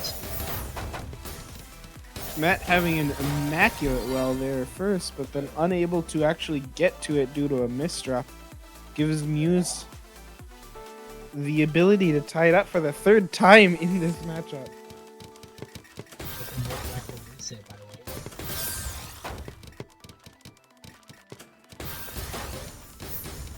And then Matt's so close with the second PC, but unable to actually get to it in time with the right pieces.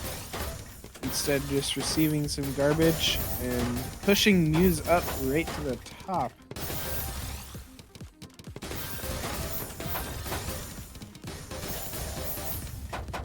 The downstack itself, it should be okay right now still. Well, it's not getting a cut copy from Matt is unfortunate. However, you're still okay. You're doing okay. After all of this downstacking setup, it should be okay. And well, we have Muse STSD. Only takes a T-spin single on the latter half of the STSD, but yeah, it does send a lot to Matt, yeah, who's now in trouble and unable to clear in time.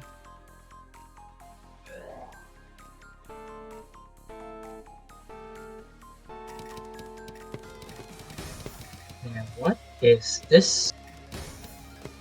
The both players. Oh wait, one is doing an Aspen. The other one is doing the other subs. And now, Matt currently in the difficult situation still.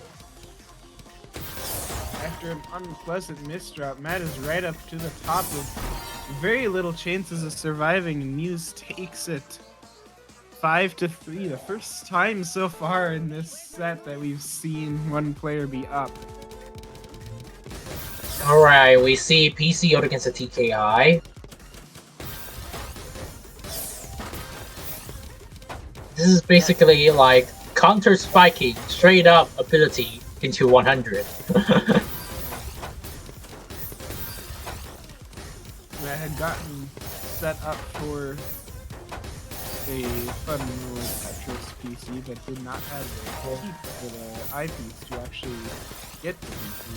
Instead, just built on top of it, but now has a lot to work through here. Probably able to get through it fairly fine, just like that. Is down back level with Muse. Okay, it works fine again. Now with the downstacking from Valid again.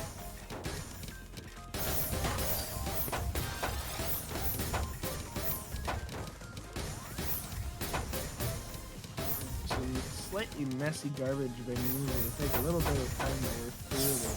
Muse gets through it just fine and now has a clean Oh, mid-game PC!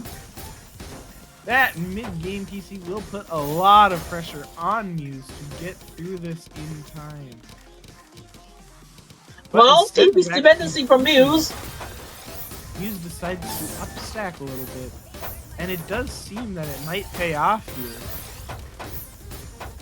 Pays off, and now the situation it went still able to live, so she should be good. Both players just fine at this point. Matt's mid-game PC is not something you want to laugh about.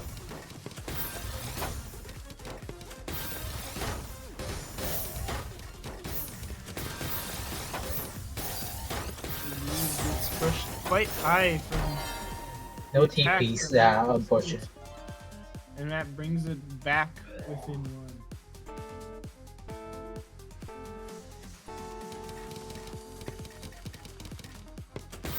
DT versus not quite TK. Not sure. Cannon, oh my god, yeah, moment of DT cannon misdrop.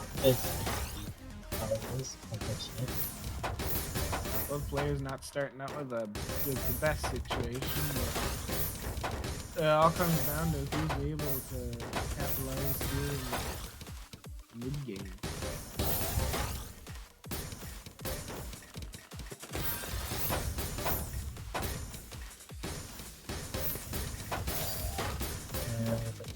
Here is still able to sending damage again.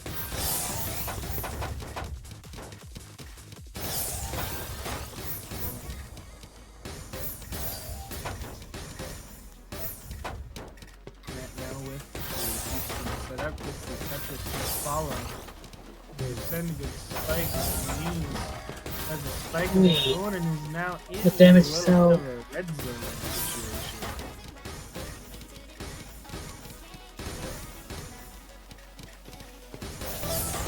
This is basically let him cook, and now I'm overcooked.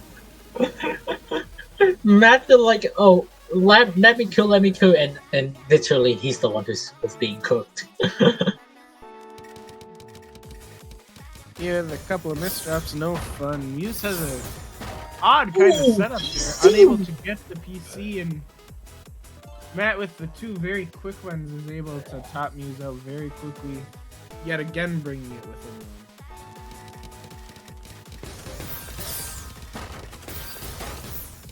one. Matt with the first PC, unable to get the second with 3 lines of garbage sent for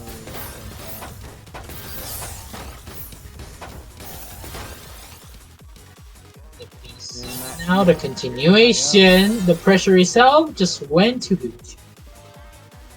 They high up with no way to actually continue. That gives Muse a 7-5 lead now in this match.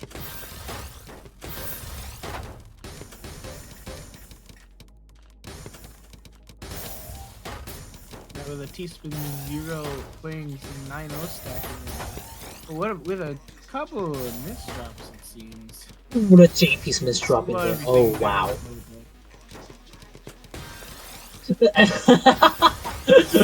that was something hilarious, you see?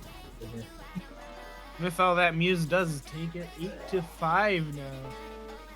Pulling ahead after those very close matches to start. That is set up for the DC. He gets the pressure itself, and now the misdropping gaming from Muse, and that's it. You hate to see someone undergoing some misdrop.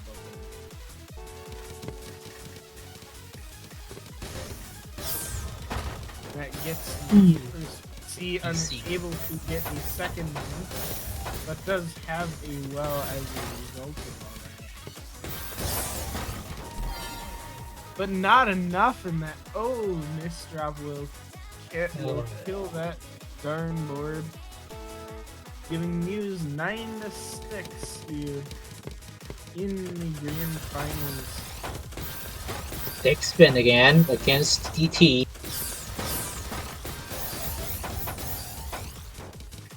The players doing quite well after the openings.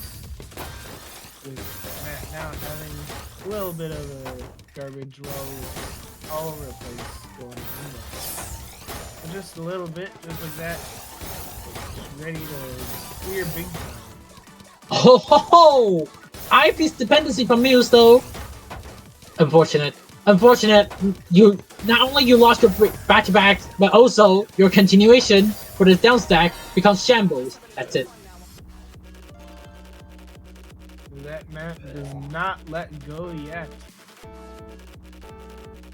9-7 takes 2 from Muse to take this set. And a few more for Matt to get. That's not changing right now from Muse.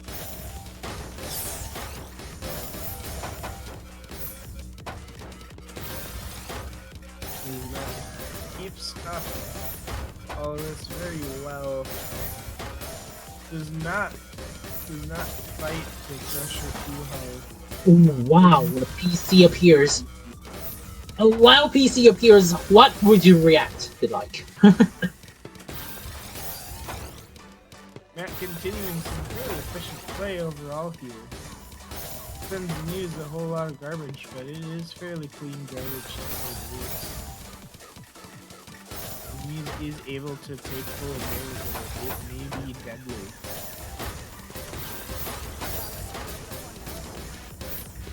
Matt does seem to be able to counter in time, except that misdrop is not greatly timed and does, in fact, slow it down dramatically. Yeah, the continuation and the placement may not be the optimal, so never mind, I took my words back.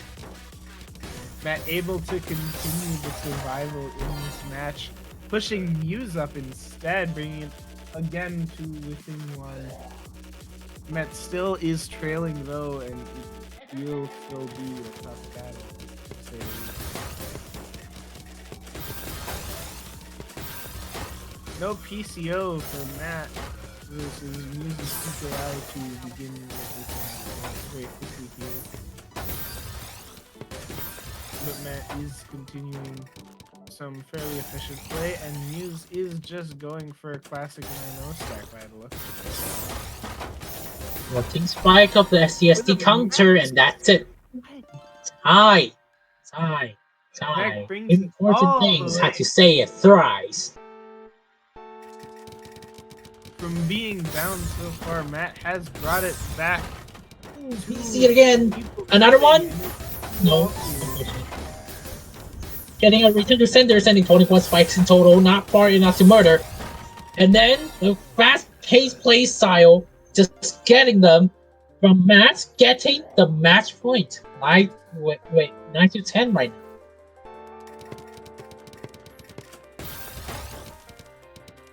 Matt not Why getting and any kind of setup for this game, but is able to take advantage of the oh, that's it. garbage That's a game very end. easily. Takes the set and is now up 1-0 in this best of 3 that we have going on as well.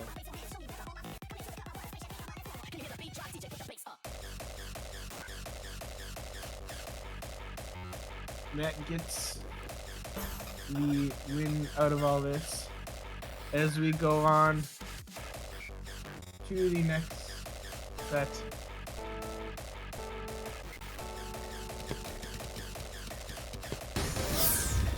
Both players with the all clear to begin it.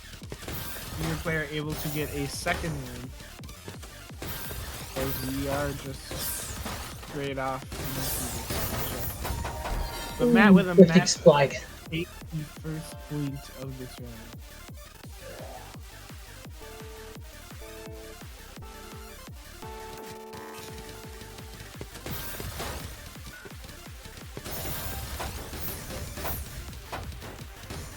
Okay, no.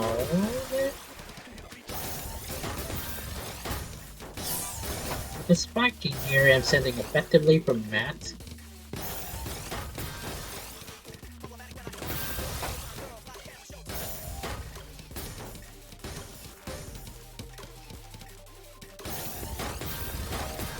Continuing these plays that move right at the bottom of this board with very efficient play.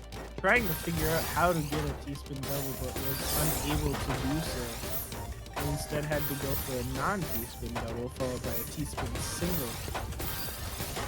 And Matt with the STSD, able to use it to defend, but does not send the Muse. The play style here, it's currently okay right now. All the situation in the downside itself appears, and then the continuation still having need some time to solve, able to solve it out, and now it become clean and just getting them for the finisher. Was it? Not yet. Oh, no. Very intense, and that does get to take another one.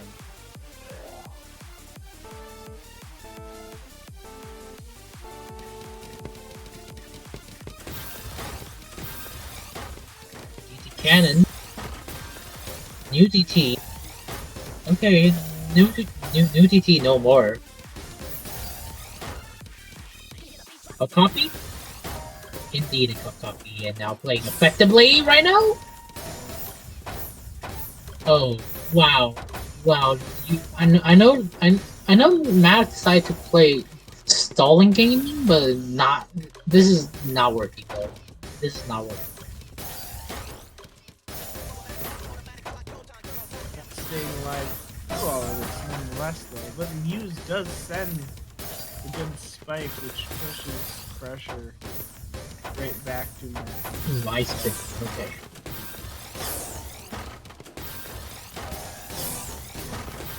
Matt with a beautifully Whoa! clean board, able to Oh! take it. 3-0.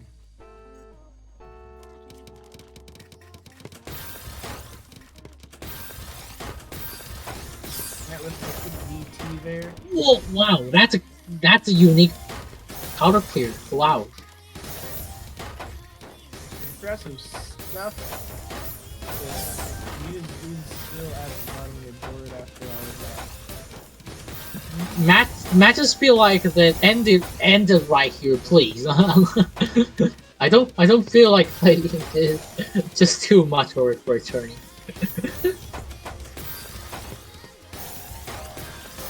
Now with the quad and a teaspoon TSD.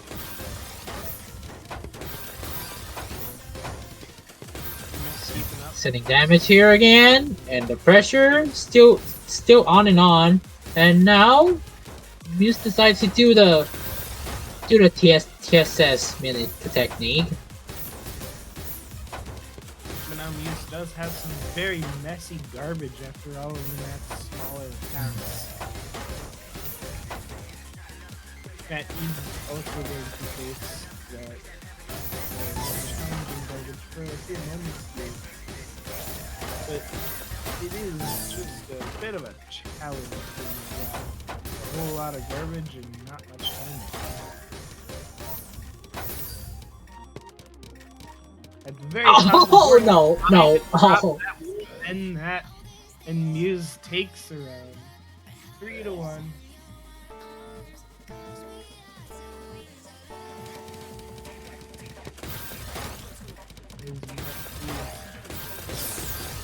Going strong with that DP open.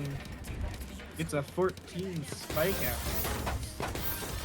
He's able to send a lot to Muse, putting Muse in a challenging situation. And after a couple of misdrops, that'll do it. Matt takes another one.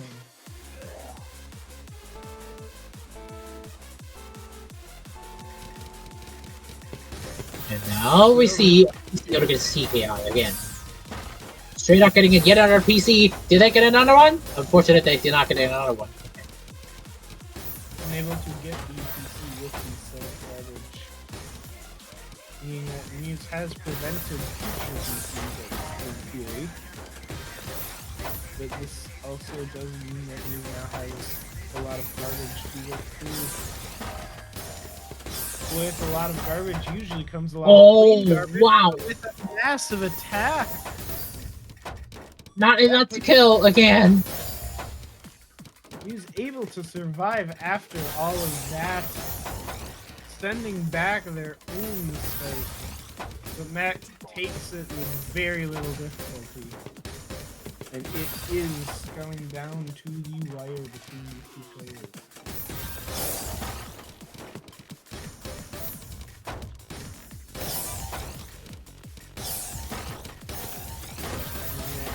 Up with a little bit of a well, gets quad P-spin and a couple of lines clean up nicely, sending Muse a little bit of a messy style of garbage. Muse is unable to get to it very quickly, pushing very high up, but then is able to capitalize fully on this garbage. Wait, what is this? This is not a moment of misdropping air and trying to make a solution all the way out, but thing still not enough though. Unfortunate.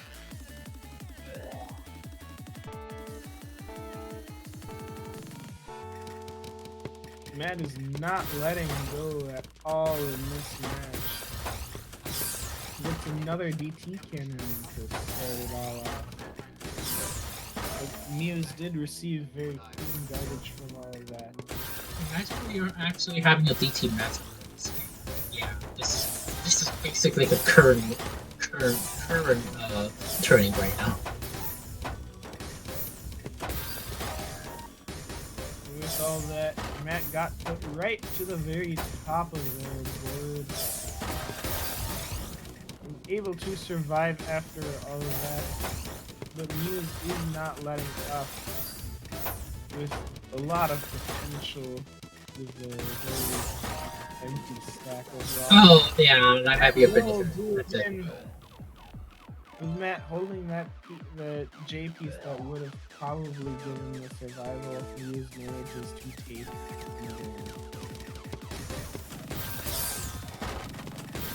Okay, another one. Okay, maybe not. unable to get a second or two, but does have more to work with.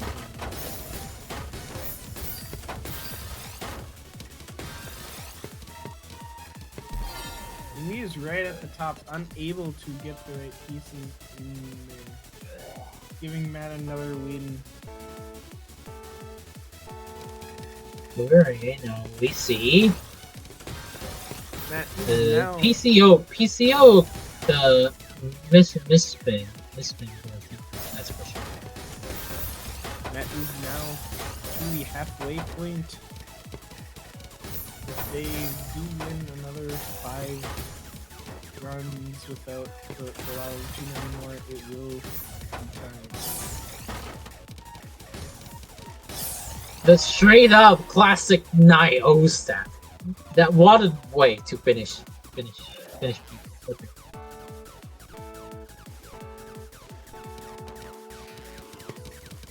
UP Cannon. And now we see a PCO from Muse here, straight out getting a PC.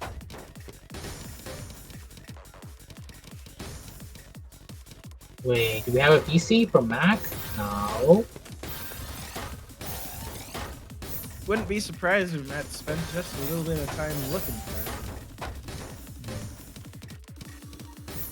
it. Now Muse up high, able to find some down stack to get out of it, at least for now, but Matt is not letting up on this pressure.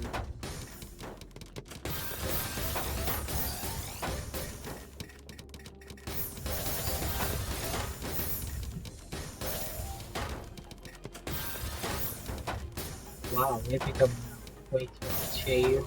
Now decided to do a multiplier here. And then Muse decided to do the back-to-back shading of playing effectively, and wow, able to live with the RNG. The blessing of the RNG, please give me something. And now just went down stack successfully and straight up gonna make him PC. Wow! The very impressive survival there. Followed right after all of that with the mid-game PC, giving Matt the win. Most definitely one of the things you just love to see. Yeah, alright, straight up stalling for the gaming here. This is Matt is surely is cooking right now. Oh my god. Oh wow, surely indeed cooking. Taking a 9-2 just like that. We've gone from a very close first set to now Matt taking the lead by far so far. And if Matt does win 2 more matches without allowing so many, then Matt will be the winner of this tournament.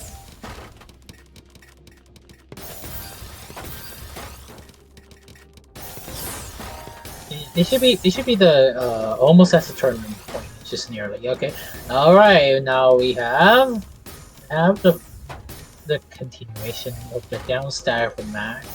However, Muse trying to find this all the way going down. Does they do the high spin? They do the high spin quad correctly. However, it does not matter. They're still getting on. And now we have a tournament point here. Okay. And not just match point, but tournament point. This is for all the marbles. As Matt gets 2 PCs to start it off. Unable to get a third, but has some very clean garbage to work through. Is able to capitalize with that clean garbage.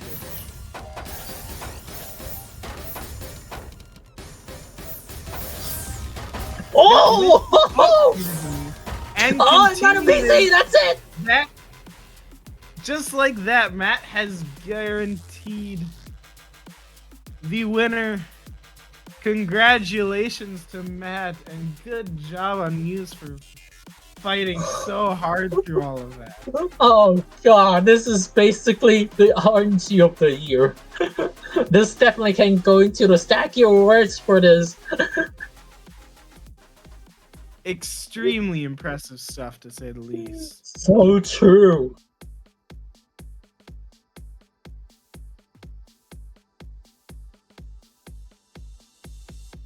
Wow. After all of that, this has been about 3 hours of these players doing Tetrail matches now. We get to see Matt go home with the statistics that this shows. Matt sent 900 lines during that time during the game. Yeah. Oh my. And that was enough to get it all. Congratulations once again to Matt for securing a spot in the ITS Masters event later on. This is the EITS, which is elite ITS, which is the winner.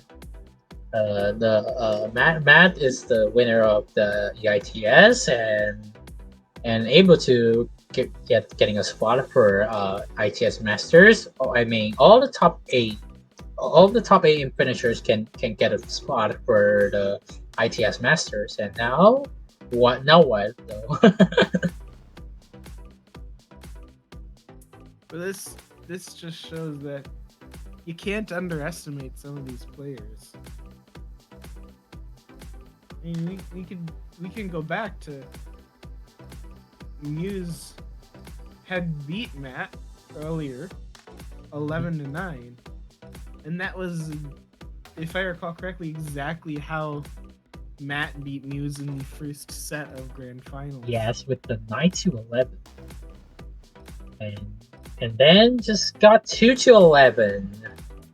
Just went straight up, being punched. That's something. You was really shaking and very nervous for some reason. I mean, you're currently playing it, and also you getting a tournament point, so that's why. I'm right waiting for the the feeling just went away the moment.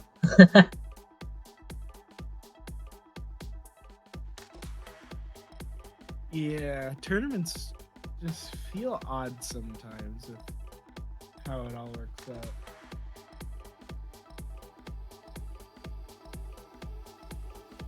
Yeah, I was not correct in who actually gets to go on to ITS Masters, but yeah, top 8. So that does mean that you may be seeing Matt, Muse, Indapak, Hugh, all those players that you'd seen before, as well as Gelatinous, Boy, and Ekp, Nue, and Dark Shadow as well, making it into ITS Masters. And with some incredibly well-fought battles, it will be very fun to see how that turns out. As of now, I do believe we are waiting on a potential raffle for the raffle first. the players. But it does seem that we may be on hold for that for a little bit, so hard to tell how that's going to shake out. The raffle should be. So I heard about from Pixel. We have 15th spot for the lemon supporter, and then we have 27 competitors, and top eight finisher getting 2 responses, and the winner gets 3 responses. So what's this one? Wait, do we have a seating?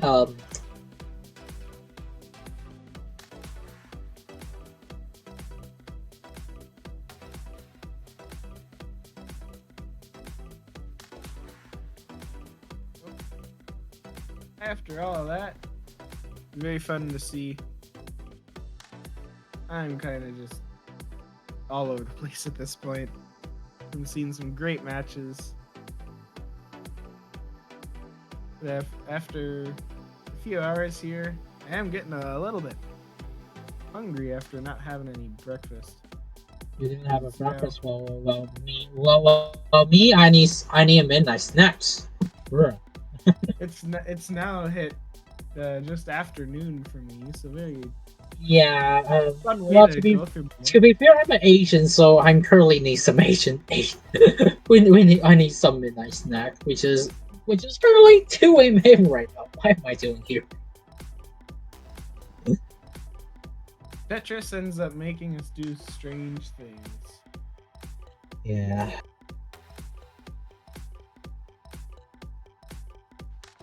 As I said, I'm ready to put my elbow onto the soldering iron. Oh my god.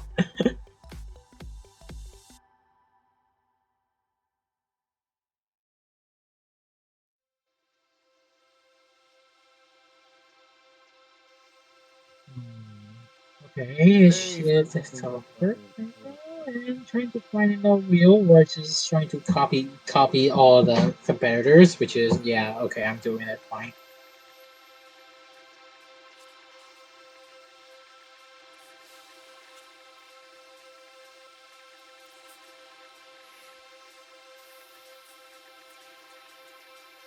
As we sit here, kind of wondering what we're gonna be doing for the raffle. Bit all over the place. In theory, if I understand and remember things right, I believe we got 15 total months worth of supporter to give out.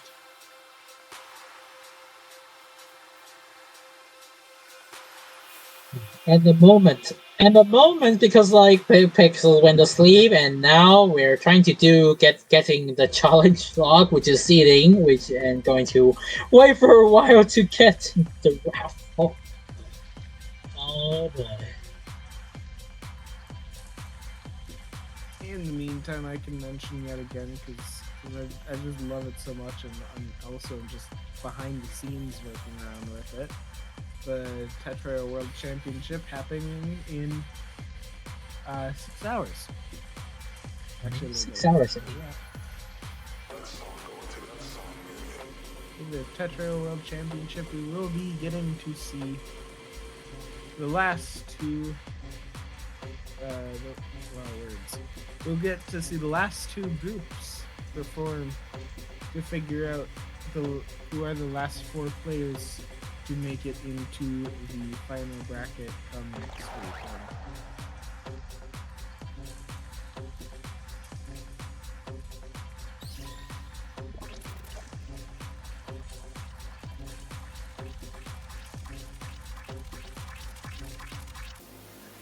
It does seem that we will be getting the raffle going at least sort of soon.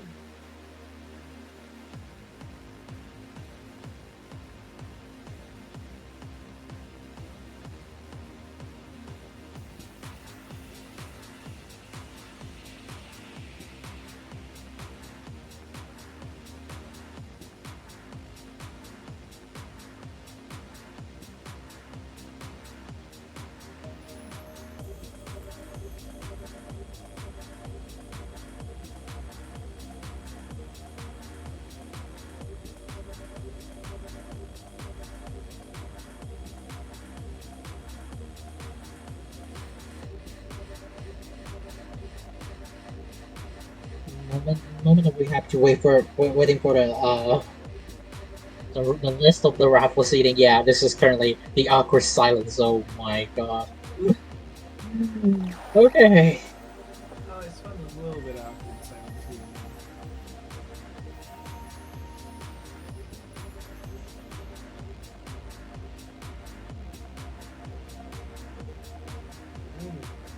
Probably gonna be taking a nap after this. With me ending up only having like 7.5 total hours of sleep.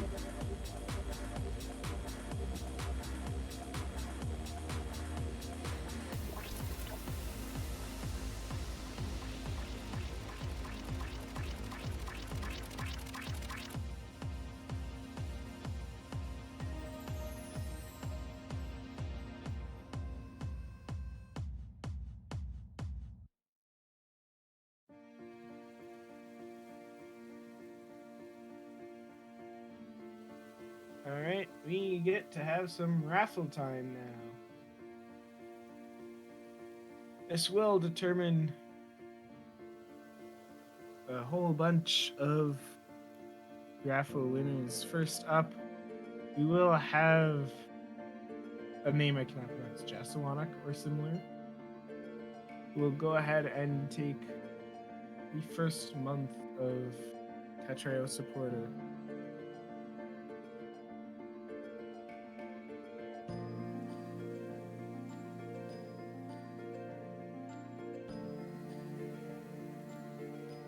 Next up, we will have Div taking it just barely. We will continue.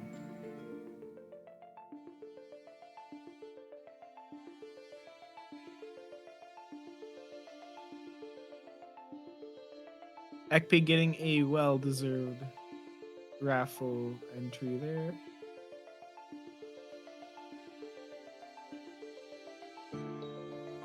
And Cage Danny getting the next one. There's 4 given out so far. I believe there are 12 more, if I recall correctly.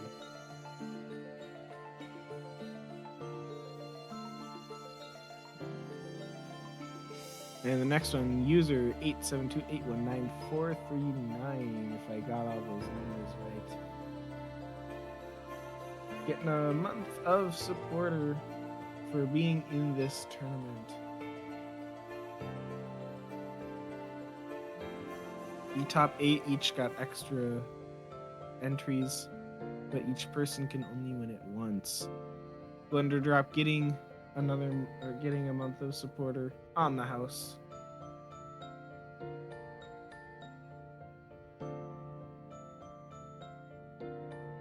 The next is Cora with 1 month from the ITS group. Very weird. Okay, it is.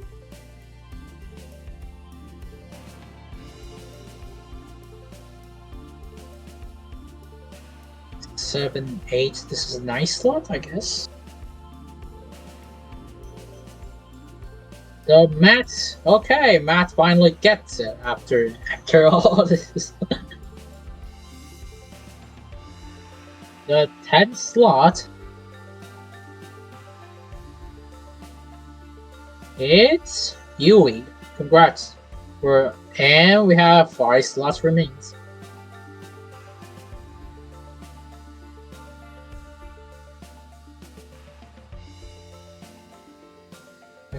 Skeletons, okay. 11, 12.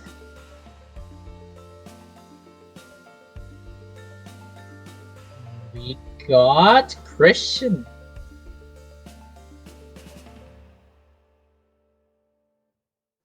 Three spots remains. The winner is...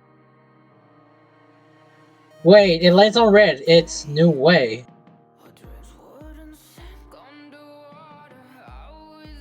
14th.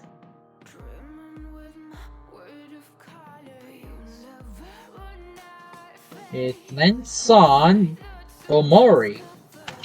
And the final spot for the 1 month supporter. Winner should be... It's kinda sus. Yeah, that was a close one. Okay. I guess that's it, I assume.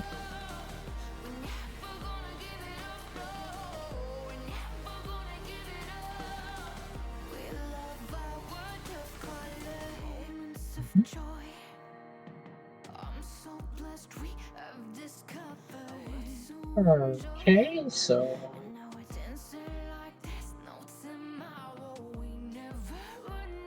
So right now we finally getting a TWC tournament, which is now we have 6 groups already done their tourneys, which is advanced into the top 16, and now we have 2 groups remaining for the today, or I should say tomorrow's tournament. And ignore the timestamp. The timestamp is wrong. It's off by an hour because of a fun thing called daylight saving time. So Moment of if you're getting a daylight saving. if you're able to convert from UTC, it is midnight of November 12th UTC. Adjust that as you need to get the actual time. Or if you're in the Americas, that should be 4 p.m. PST, Yeah. 7 p.m. Eastern. And we have our Group A, which is we have Promo as our number 1 out of 64. And then just all the way down to the number 64. Yeah, and the Group A will stream it in Team TSD's Twitch channel. Make sure to follow Team TSD and watch the tournament. Next up we have the Group G, was it? Okay, it's Group G indeed. Not even kidding, the group G, which is the letter G, just kind of like C. Not even kidding. It's just being alike, but does not matter. We have our Dark Life player as the 7th place because this is Group G, and straight up all the way up to number 58, which is Cloud. And this group will getting streamed on Puzzle Kingdom. And once again, ignore the timestamp. 4 p.m. Pacific, 7 p.m. Eastern time. Whatever that may be for your local time. Moment of daylight Midnight saving exists.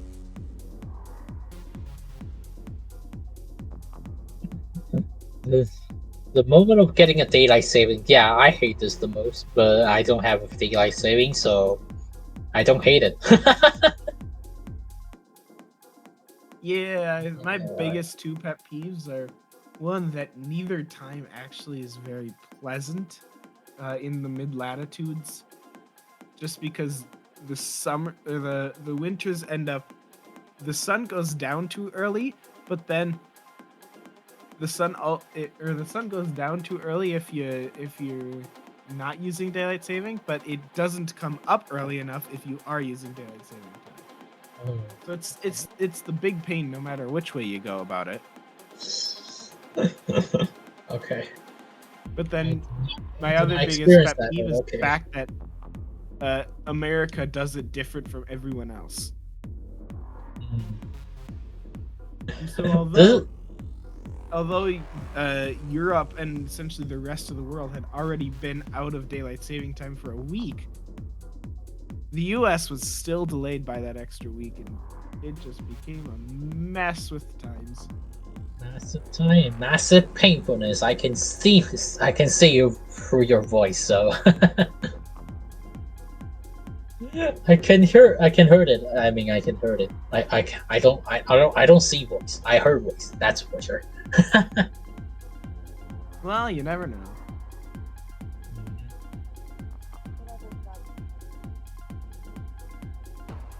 No? Alright. So my name is FD Headhunter. I will be here on Pixel behalf because I believe he might fall asleep already. So thank you for everyone for coming up to Expert International Tetrio Showdowns. And yeah, any final words, anyone? Any final words? At the moment, I'm depression. Yeah. Congratulations to Matt for winning the tournament. Sorry. I just wanted to say, just keep it up, everyone, and playing Tetris and having fun all around. Yeah. I'm Also, actually having fun at this. Also, congratulations to the top 8 to advance to the final event of the internet ITS is that the ITS Master. So yeah, the top 8 will be directly invited to the Master International TTO Showdown. So, and the Master event will be floor, if I believe is 24.7 something K. So yeah. 24.8, 24.85 rank 4. Wait, TR 4, I meant. just TR floor. So top 8 of this event will be directly invited, and yeah, I think that's gonna be it, right? Yeah. So see you in the master event and have a nice day. Goodbye. Bye. See you all next time.